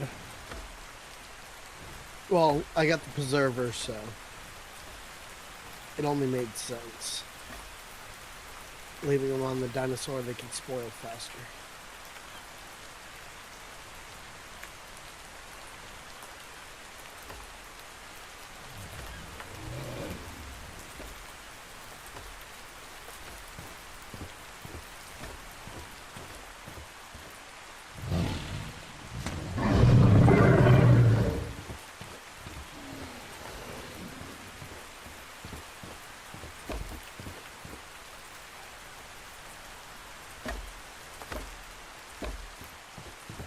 There's also a tiny little base up in the mountains. It's full of ascending saddles. I didn't have enough strength to fly back with them all. That's cool.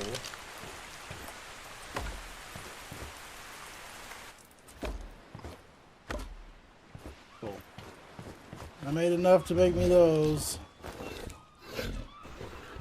But there's a boatload of metal running. I'm gonna fly back and get more too.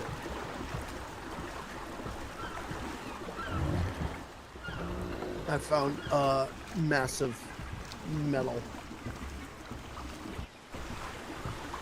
Nice. I need to build a upper deck of this thing and put down my my shipwright so that I can build a upper deck.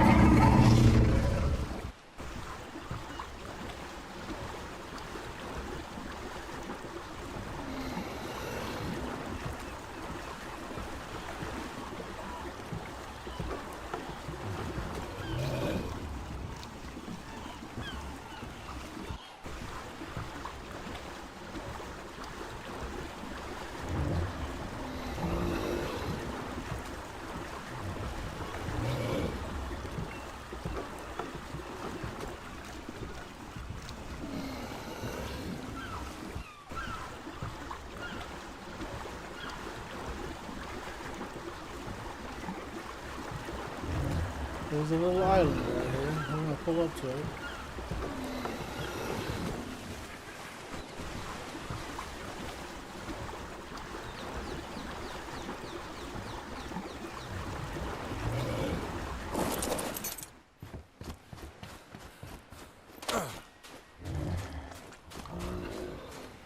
So let's go ahead and start clearing out the foliage.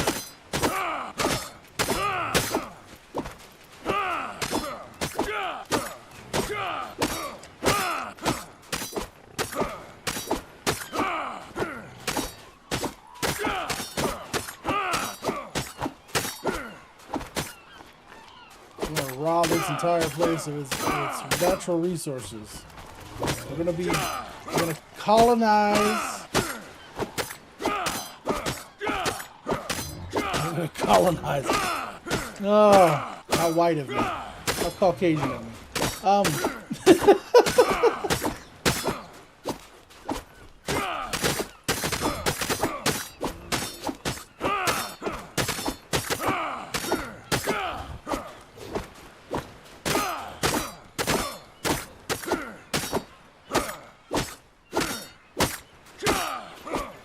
Won't need fiber after this.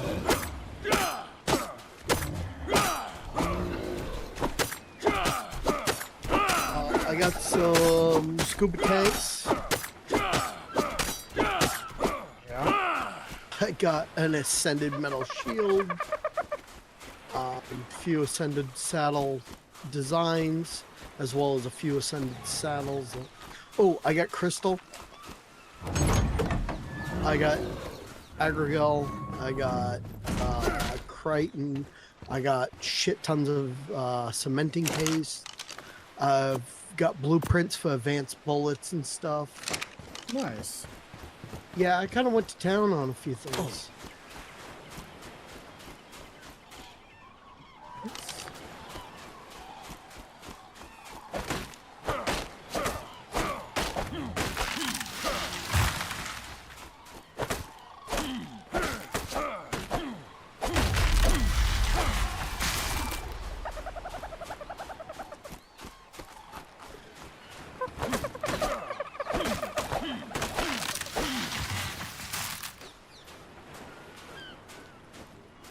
No, I'm overweighted.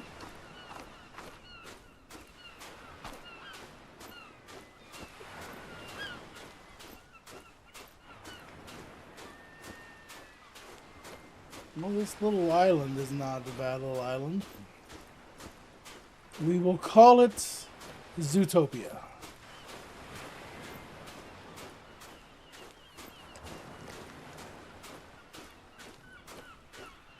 No, sir, I've never tamed a Reaper.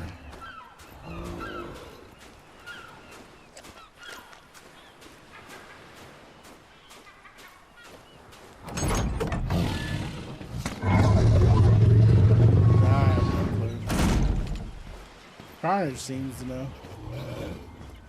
Must be one of the newer ones.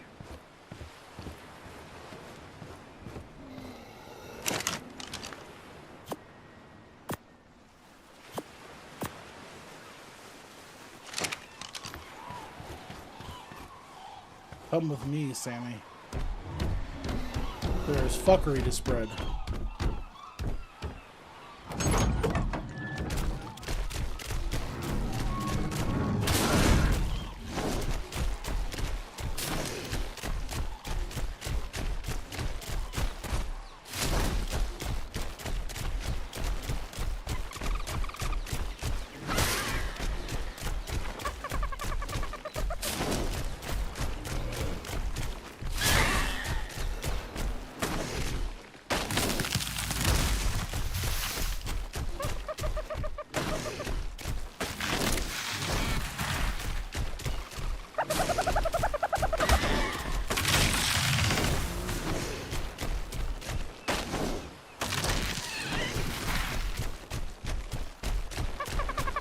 I've not found a place to find oil.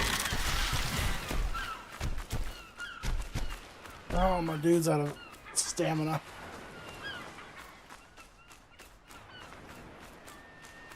Supposedly, there are these beach places. What the hell? You want some? There are these beach locales that have like carcasses on them full of oil.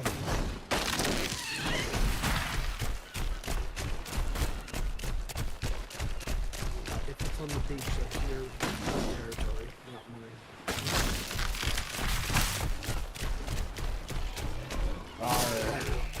Arr. Right now, I'm gonna be getting the thatch, sir.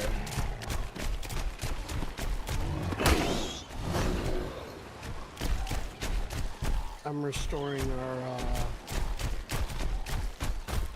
stone and flint so I can make more spark powder for both keeping our cooler cool and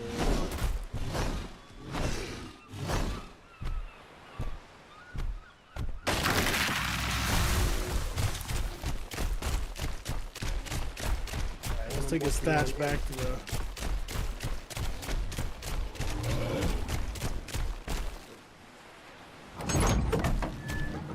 I'll watch.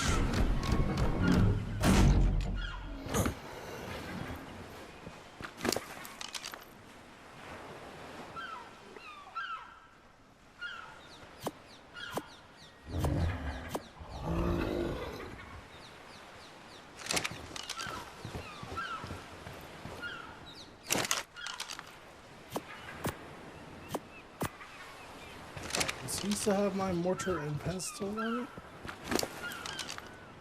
He does. Yes, I didn't take yours. They're super easy to Yay. make, and it was just smarter to leave that with you. Well, I didn't put it on my ship last night, and Oh, I was worried I may have lost it.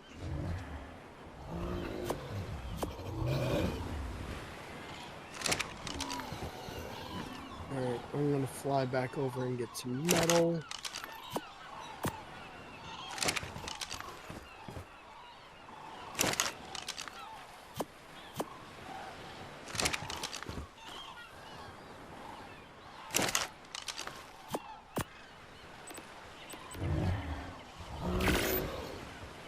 Alright, if you climb the mountains from where you are, Yeah. that's where my tower is.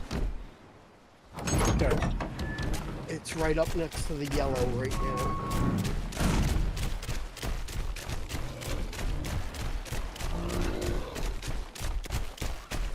Need meat? Which is good that you're over there because make sure you got some storage boxes for me. I'm not going to be able to do the flight back with as much as I want to bring back. So I'm going to bring it to you and fill your boat.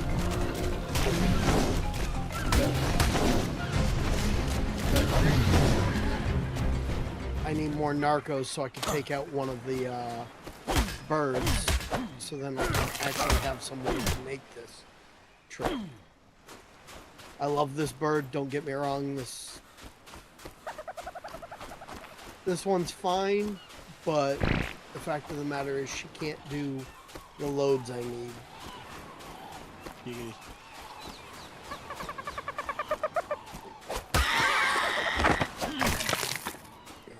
I hate doing this.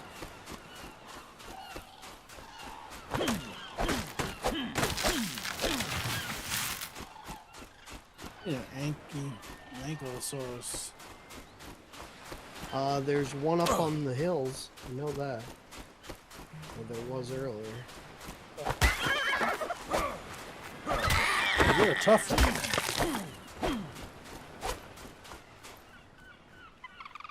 Okay. I think all life on this island is now extinct. Probably not. There is yet another. Yes! I got oil.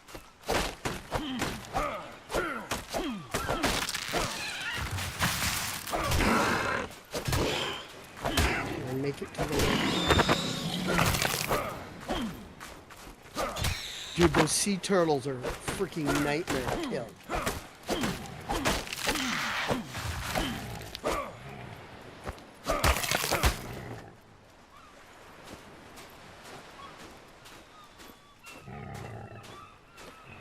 Oh my god, there's more life on this island than I thought.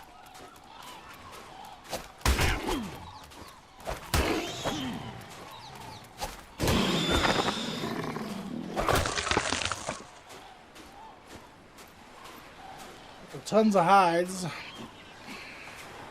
Yeah, I got a bunch back. The base too.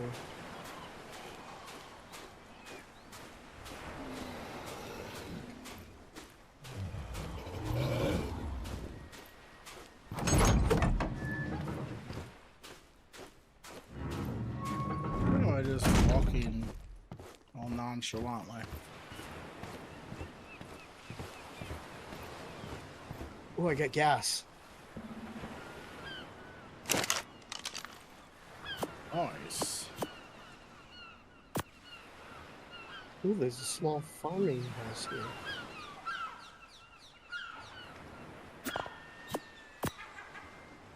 Oh, this is a nice little building. When you're done murdering, you should come collect me. Where are you at? 66, 18. Give me a second. Drop all this on the pedestal.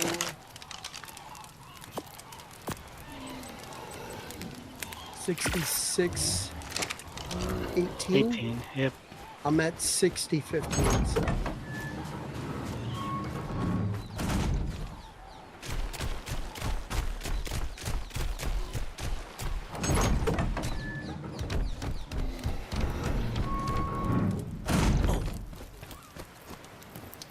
loaded up Sammy and Dean. I'm coming.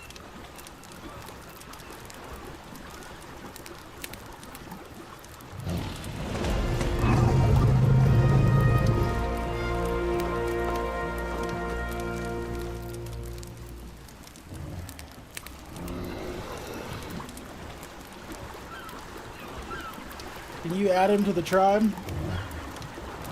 Get to him, yeah. He should be right below me.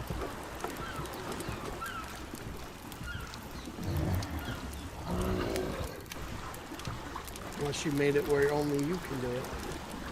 I think so.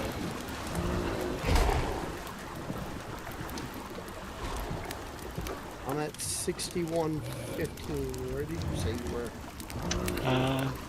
66.18. It's 66.4, 18.5. I'm on a rock by the beach. Okay.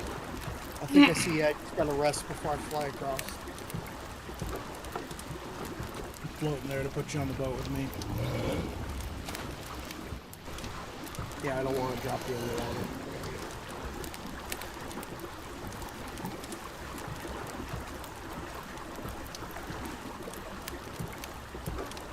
I'm at 64.17.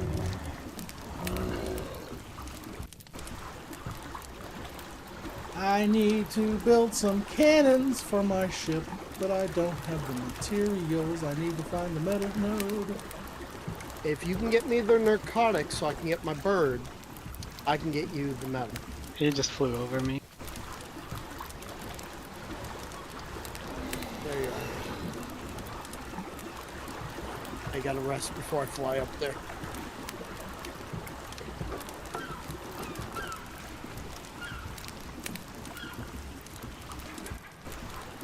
No, that's a Augustus you hear in Discord.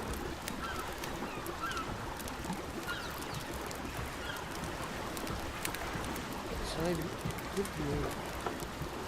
you in a clan?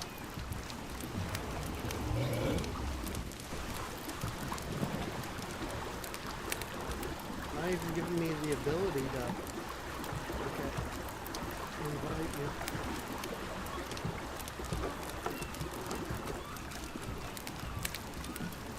Maybe I have it set to just me. I'm rounding the bend right now.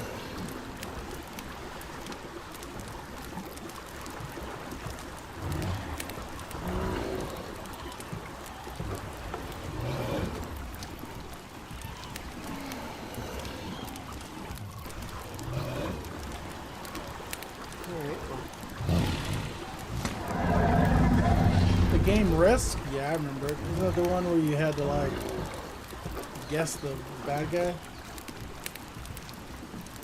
Oh, he's not rounding the bend. He's freaking. Oh, I mean, I'll be there. I'm moving pretty quick. Did you jump? No, I rubber banded. I'm not sure you can pick up unfriendly people. You used to. Should be able to. It's a PvP server. Then yeah, you should be able to then. I just gotta keep you near land, so. Well, Change that's that part of it,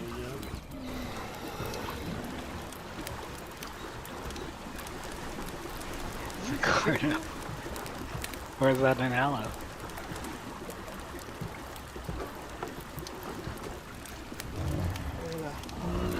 Stop here, because that's the closest, safest place.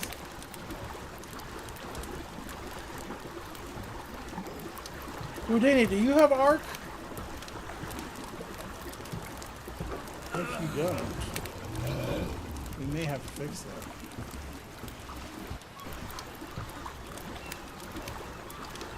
Hold on, I need some water in my life. Good God.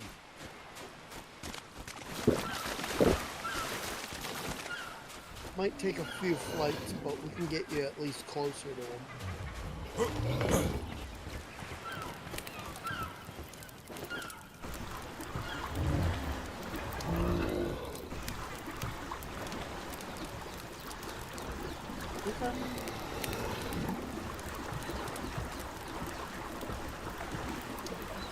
Go to Jasmine, wherever your Jasmine is. That's where we are. I'm on Jasmine. I'm Okay. flying him with Jasmine. But between I'm our flying gathered directly to weight, you. Well, I'm closing in. I'm 800 meters from Jasmine. 700 meters, 600 meters. yeah, I'm trying to fly over. 500 meters, 400 meters. 200 meters.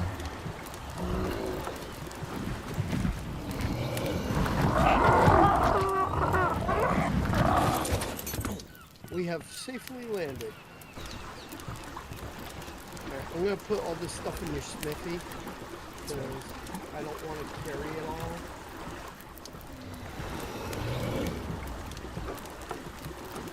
And then I'm gonna take my arrows back because I still Where need are those. we in the grand scheme of things? Okay. Alright. We're gonna go get Lug some metal tools that we don't have to make.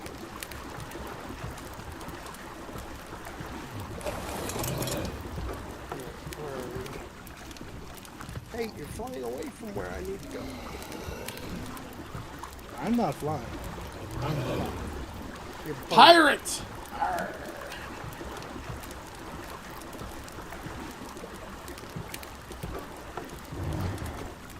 Does everyone else have a blank visuals? 'Cause I can see it on the display.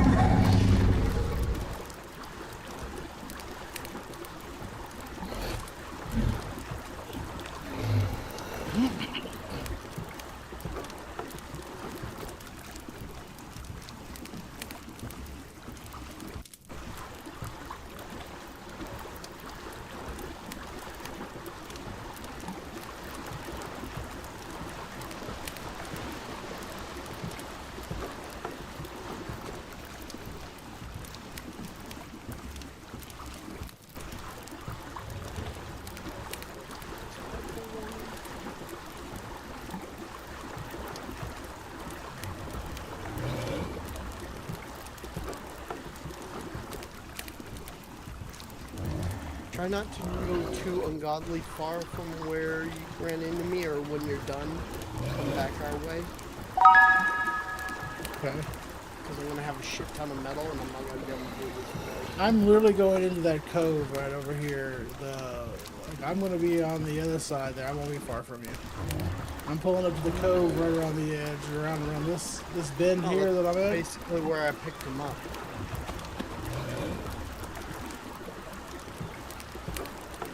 And that way he can go up here to those little tents and beat those boxes down and get him some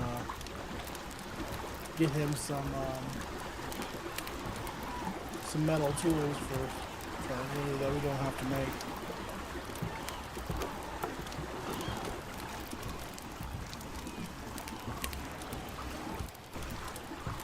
Hey, go over there on Sammy and see if there's like any kind of a tool on him that you can use to break boxes with. Oh, dude, I there's don't have- one of those fucking... I'm not part of the trap. Oh, yeah, shit, you I'm have not part of the accept crowd. them. Shit, my bad. I wasn't thinking. Good God, you tall son of a bitch. Damn, the Great Mohican here.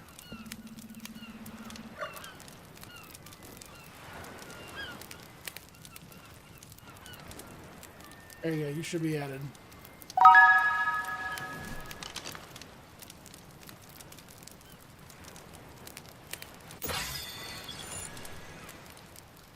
Thank you for the check-ins, guys. And the hydrate.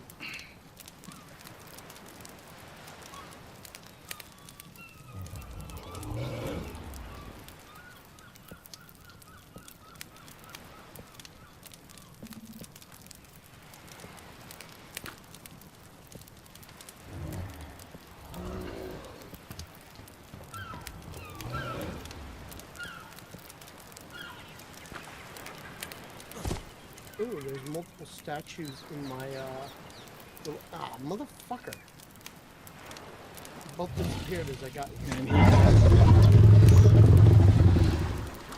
Does he? Yeah. Well, we'll get some more.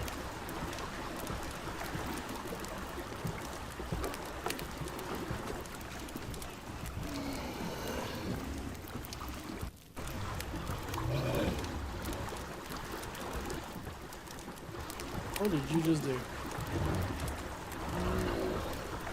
I was practicing my flying.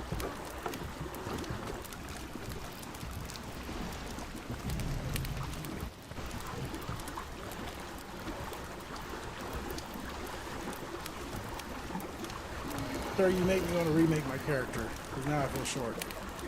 I didn't get that. Could you try again? You were told. You're level 60 already? How long have you been playing over here? It's not hard to level. Yeah, if you know what you're doing, it's really not.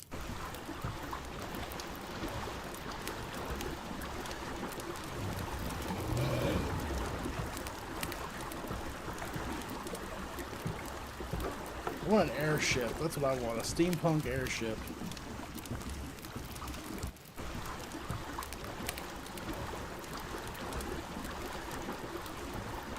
Alright, let me know when you're back this way. I don't have to fly as far. Oh, I mean, if you want to fly to where we're at, we're not far from you. About how far? I'll just look on the map. We're just going to park right here. Happy New Year!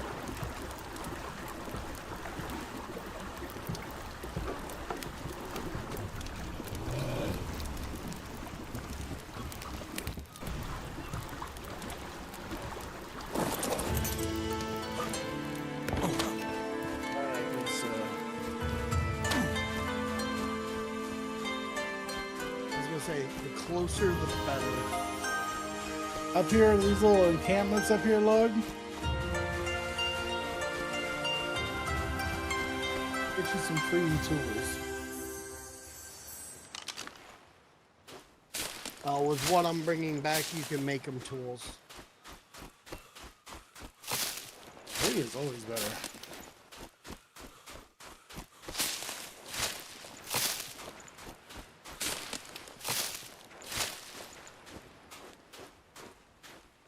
Waited already.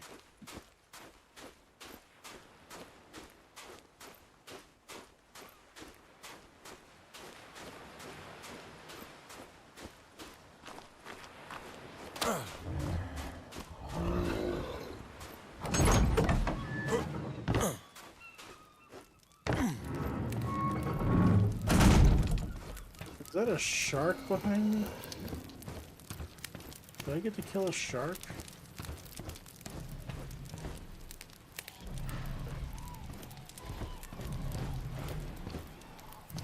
Shark killing something.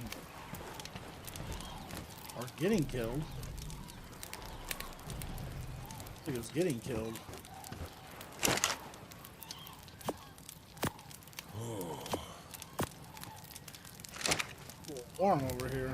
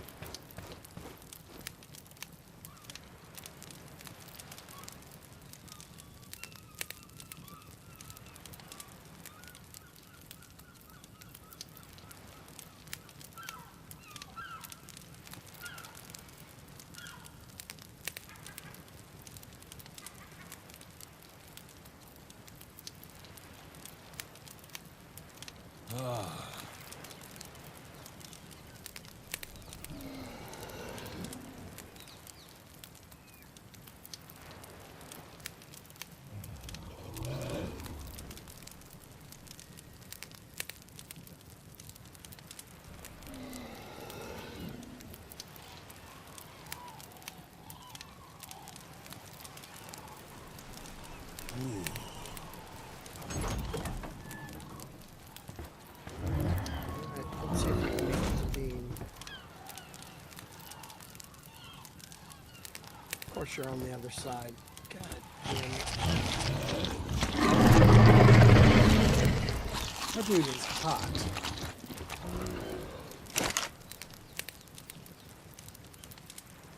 Let me see if I can turn this this all. Okay, we're already done cooking everything. No, I'm not. There's still a lot to cook.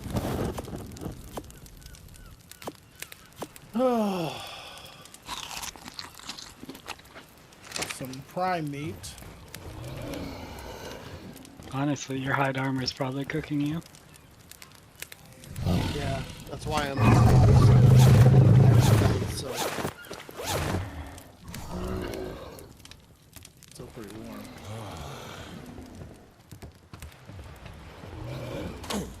Let me go swimming.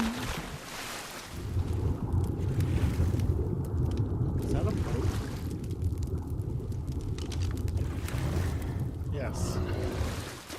Can you steal said boat? You can make those boats. I don't know about steal them. Well, you're not much of a pirate if you don't steal a boat. I'm sorry. Need these real quick just to make a couple of wooden corner pieces. That's what I want. Yeah, so I'm trying to make it to you. I'm a little less than halfway there. I'm gonna go over this mountain. Alright. Put the wood back. Thatch and the fiber. Get lots of wood for the fire. I'm bringing something like 500 pieces of metal, 600, something like that. So your fireplace is gonna have to be cooking. Can't put them down there just shoot. Probably not, Jason.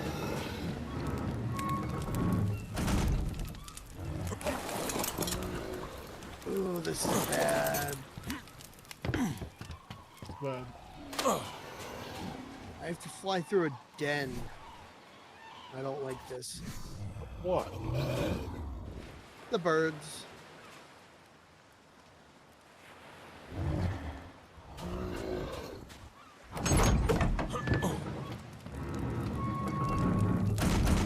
Birds and T-Rexes.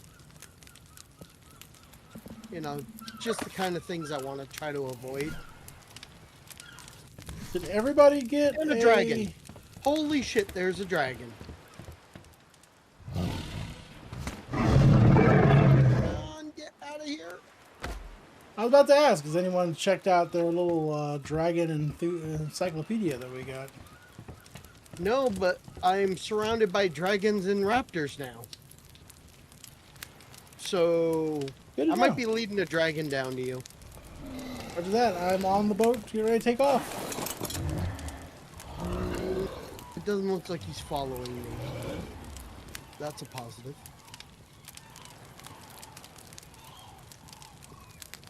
Bolt! Happy New Year's! Happy New Year's!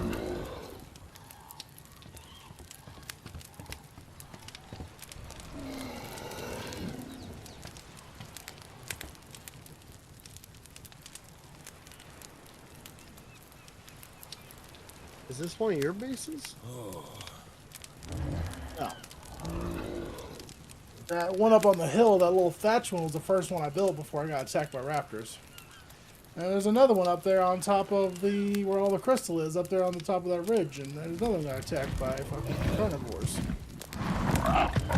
Yeah, that whole mountain was full of carnivores and dragons. Alright, 775 in there. Hey, free to escape. Alright, well, you're on, I can start moving. And then I'm going to throw all this. There's a journeyman metal sickle in there. A couple of saddles, a pike, slippers.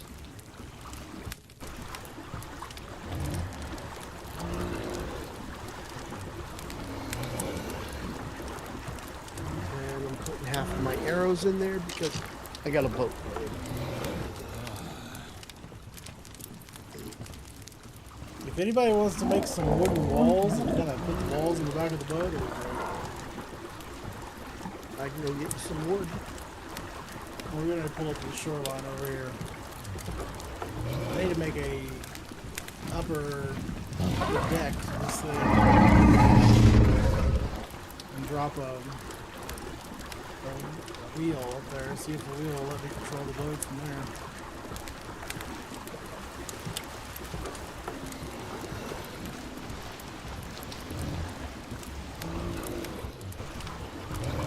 Ow, that hurt.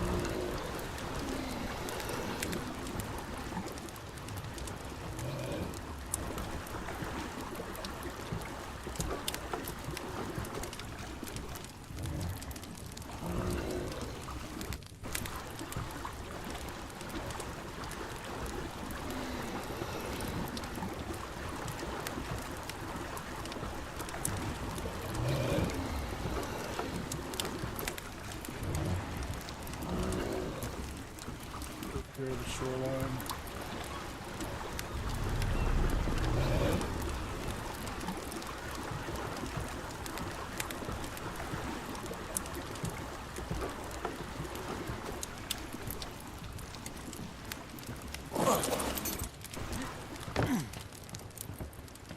Fox in our doorway.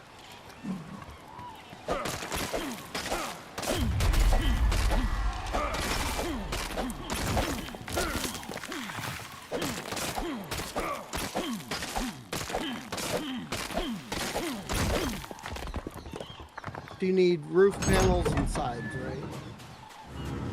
Yeah, roof panels and doors, or not the side, yeah, walls.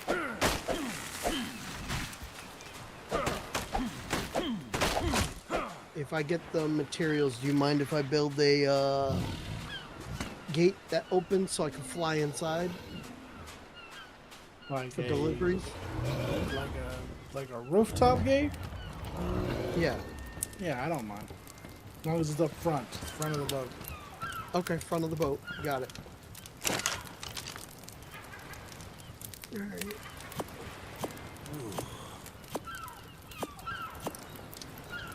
I'm going to make walls, so if you want to make roof pieces, that'd be great. Okay.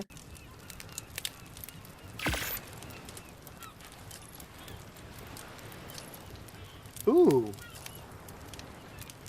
I'll take that. Ascended metal helmet and an ascended Ankyo saddle.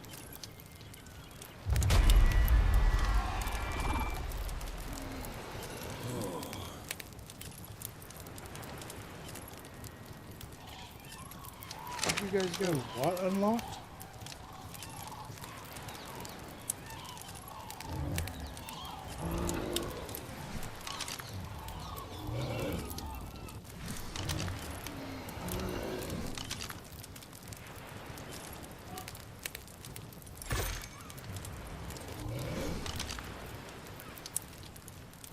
Hey, you farts a lot. Don't be sitting underneath my desk and blowing ass.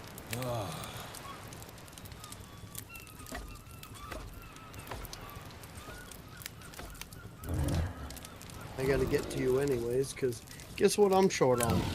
What? Fiber.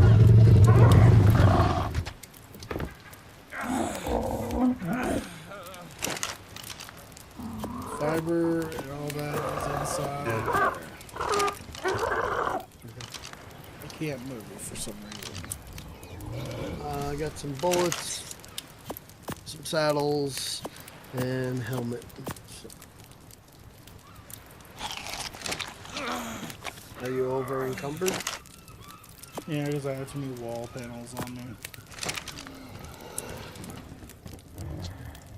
Are we going as high as the door, or just where it's High at as now? the door. Okay. High as the door.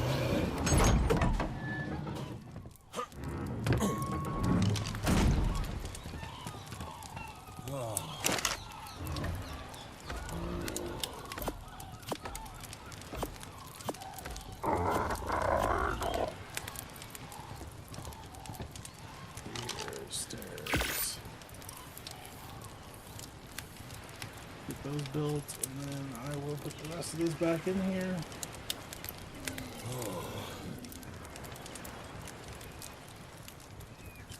I gotta do it with thatch.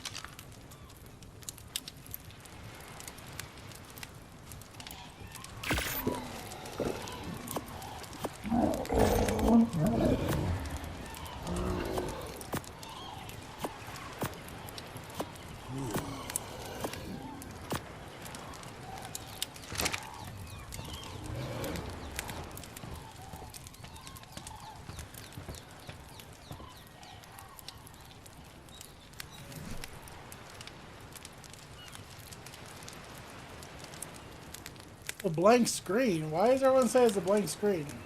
See? Look on YouTube. See if there's if YouTube's messed up. Because everyone says it's a blank screen.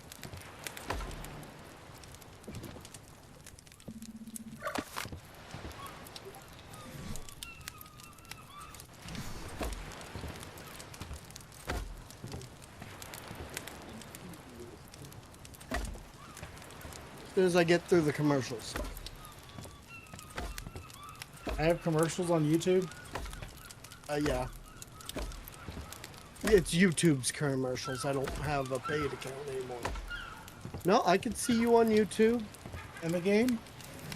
Yep. Try refreshing. Yeah, you're fine on all. I got Twitch, YouTube, and Kick Up. All of them I can see the games. You're moving around. You're all good.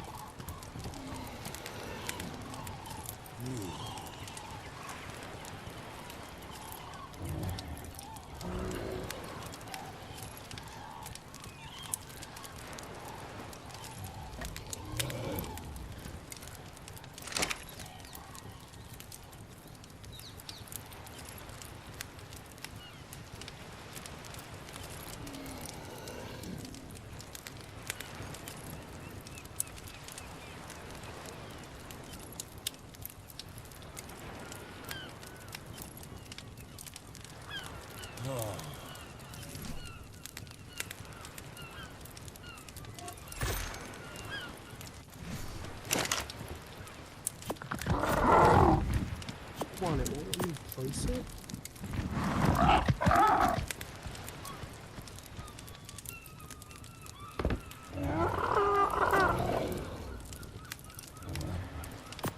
Hey, thank you for the likes.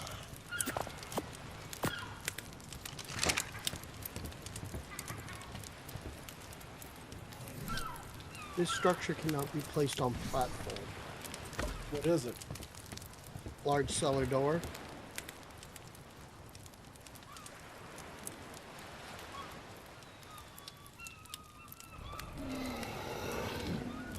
You have to just use the front door.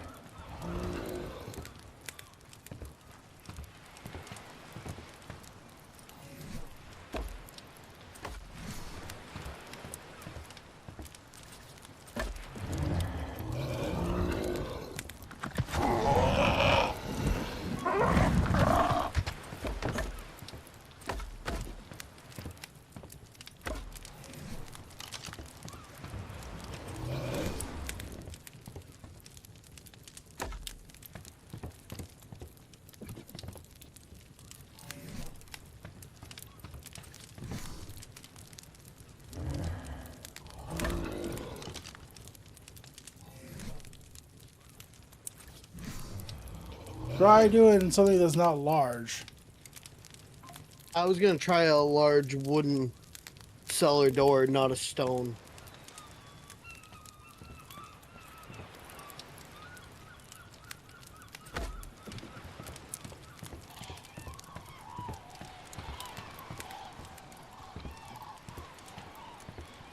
I swear to God, dog, if you don't quit farting. I'm going to kick you out of this room. Nothing worse than a dog fart.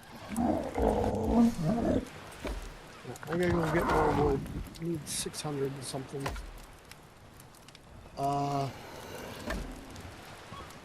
I suggest you get your ass moving. Get away from this island. Why? There's a dragon. And he's following me. Oh, okay. We're on our way. Oh, no, he's turning back towards you.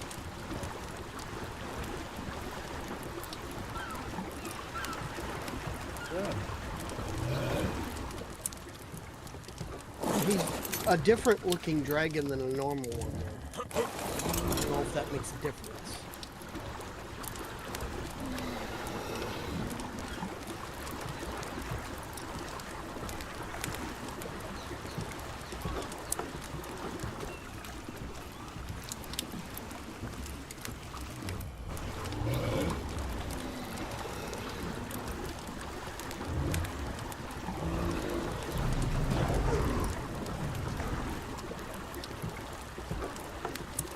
All these guys are advertising for some Nas Nuts. I don't know who the fuck it is. On Kick. It's funny. It's the desperation for me. It's the desperation for views that you have to go to every little small creator and be like, hey man, come here and help me. Oh my god, I'm having my first stream and I don't want to be a fucking loser because I am one.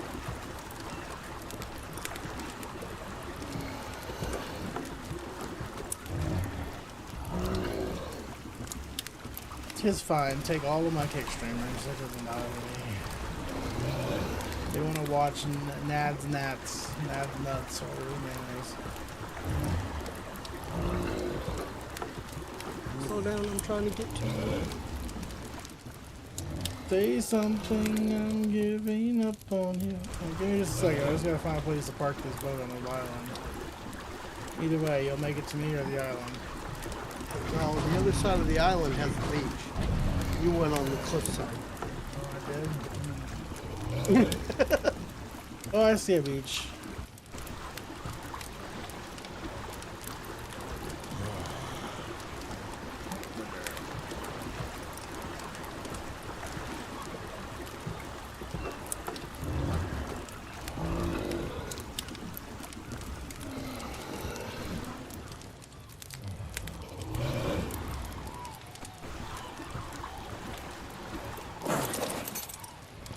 In that cave over there. Yeah, I saw that. That's kind of cool. As long as this place doesn't have any fucking dragons,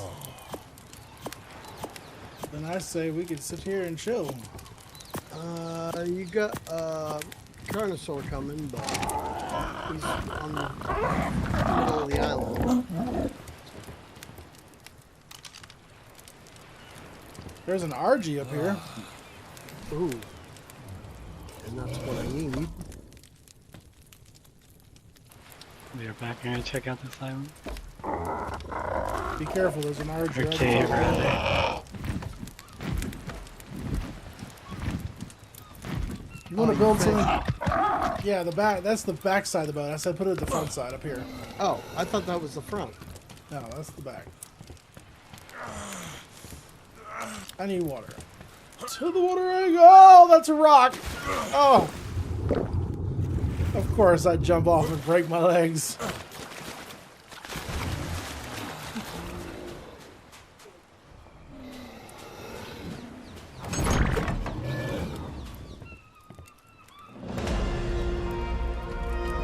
Should bring your boat over here. Some obsidian. Ooh. Obsidian. We will bring the boat over there in just a second. Now I need to grab my shipwright. Whoa, you fucker! Where's my shipwright? You were carrying it. I swear to God, dog, if you shit one more time, one more again, you get in the boat.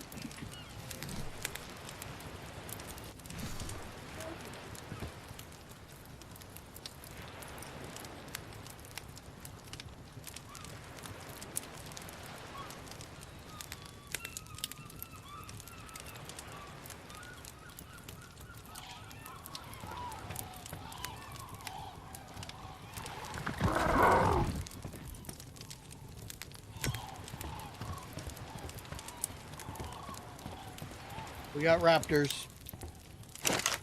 Good.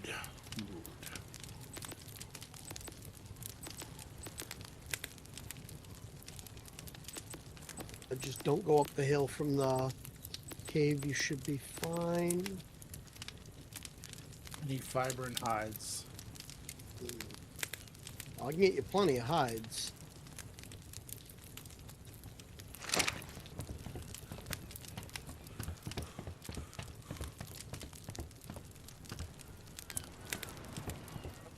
Funky. Let's see if anything picked up. There's also scorpions up here.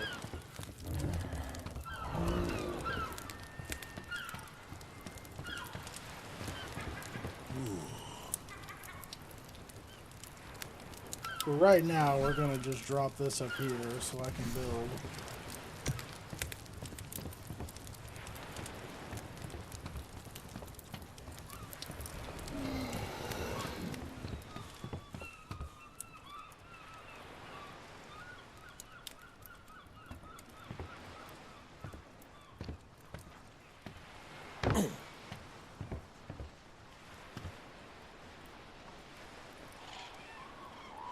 Not a bad little island. We could claim this as ours.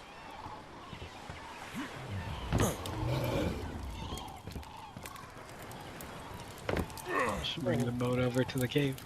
I'm coming over there right now. I saw you kind of like just standing there, like longing for my.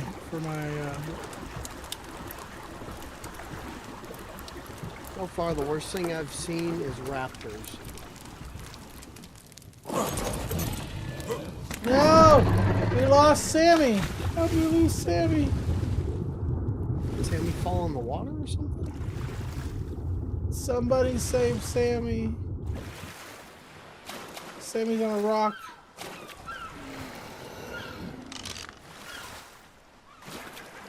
The horrible rock, it's gonna die.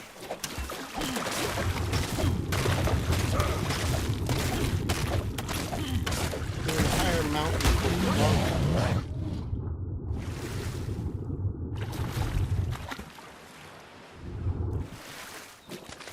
All metal. There's a smaller island just on the other side too.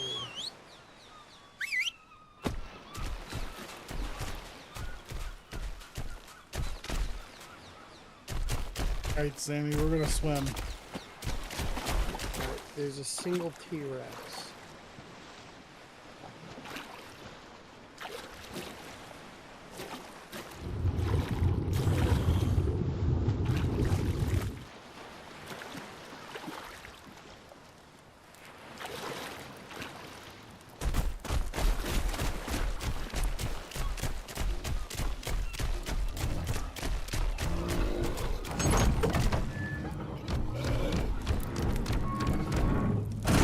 Any crystal on your boat? Don't think so. I lost my crystal when I died. We're too far away for me to fly back.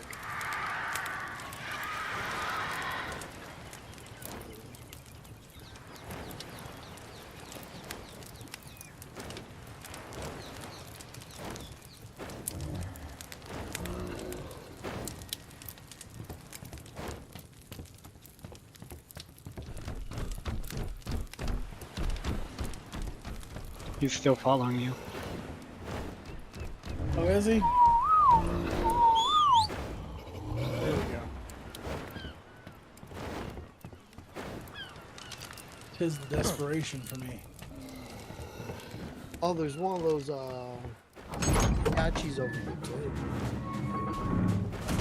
Just on the other side. Small little beach. You know, if this wasn't filled with obsidian, I'd say make this our base. There's obsidian elsewhere. We can make it our base anyways, so good for a pirate cove. Yeah, I say that we do that. Let's make this our base. We're protected around all sides. All we gotta do is wall up the entrances. And directly above it's a whole bunch of mountains.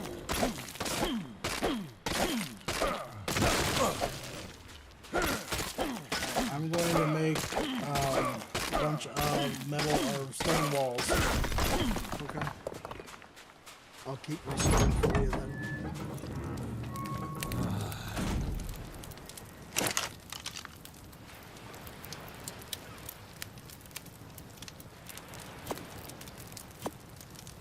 If someone doesn't mind helping me get an RG, I could fly back to the other base and get all the supplies and bring them back.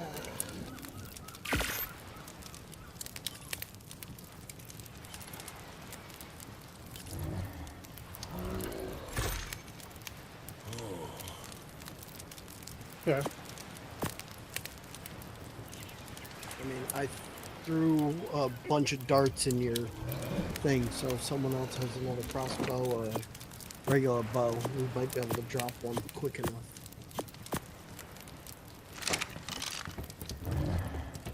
About to just go. This dehydration shit's getting worse.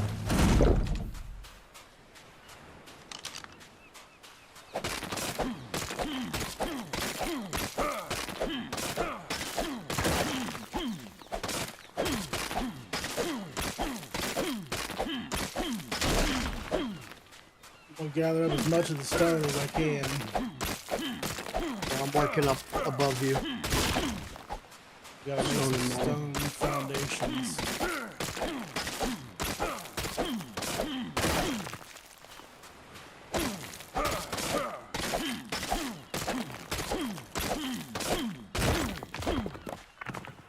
Waited, I'm coming back.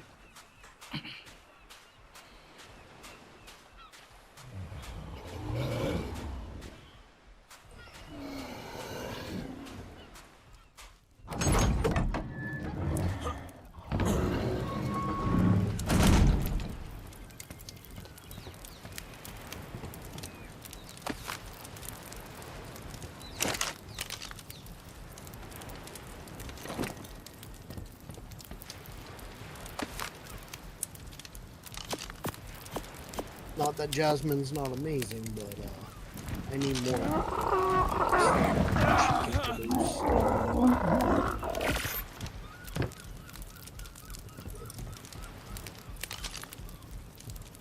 I'm dropping in another 800 into the metal resources, so.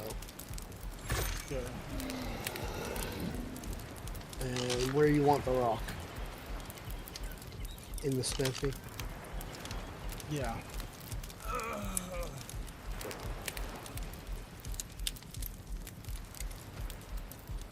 I also got some cactus juice, in case you need that. Did everyone take the food out of this thing? No.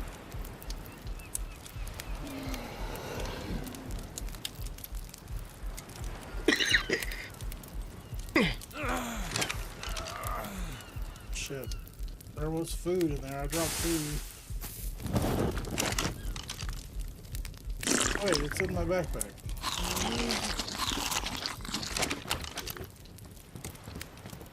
Oh, I need the spear. Does someone have the ascended? Oh, there it is. I'm gonna go in the water and check it.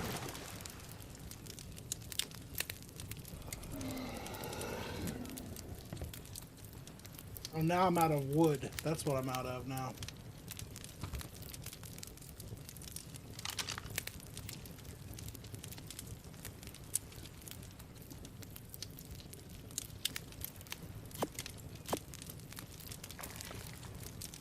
There's the wood. I just put some in there for you.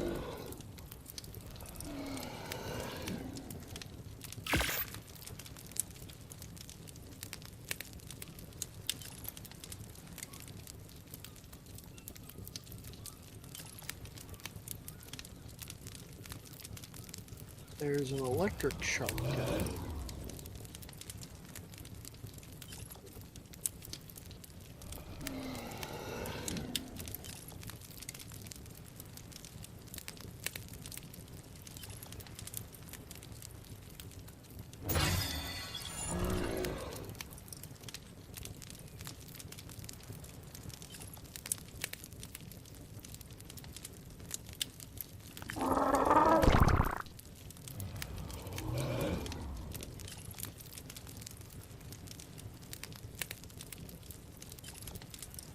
That's a jellyfish. No, thank you.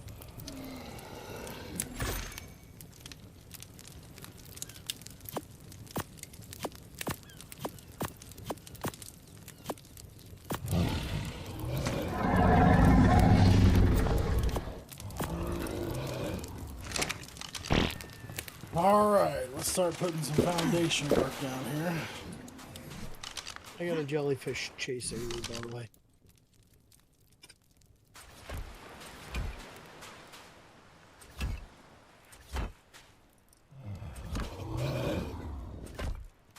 Oh, I can't get in the boat from here.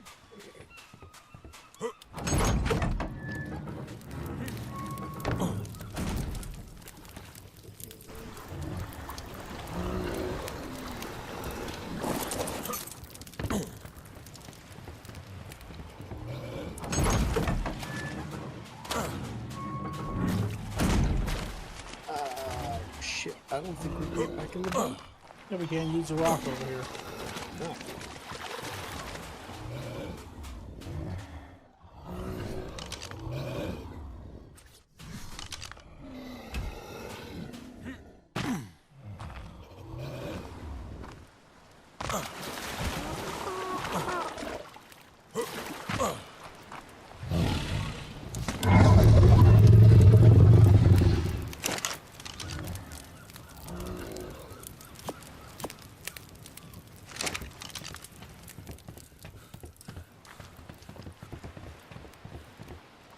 I'm gonna be cooking some fish for you.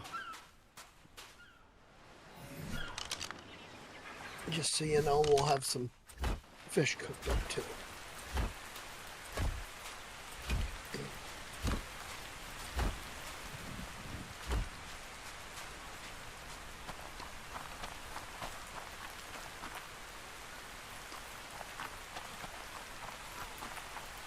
All right, Petty Squad, I'm gonna jump off the stream because I'm gonna have to start working here shortly and leave these guys to our own devices.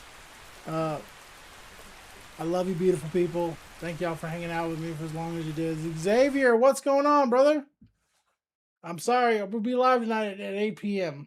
Eastern time, Xavier. So come see us then. All right, love y'all. Stay petty.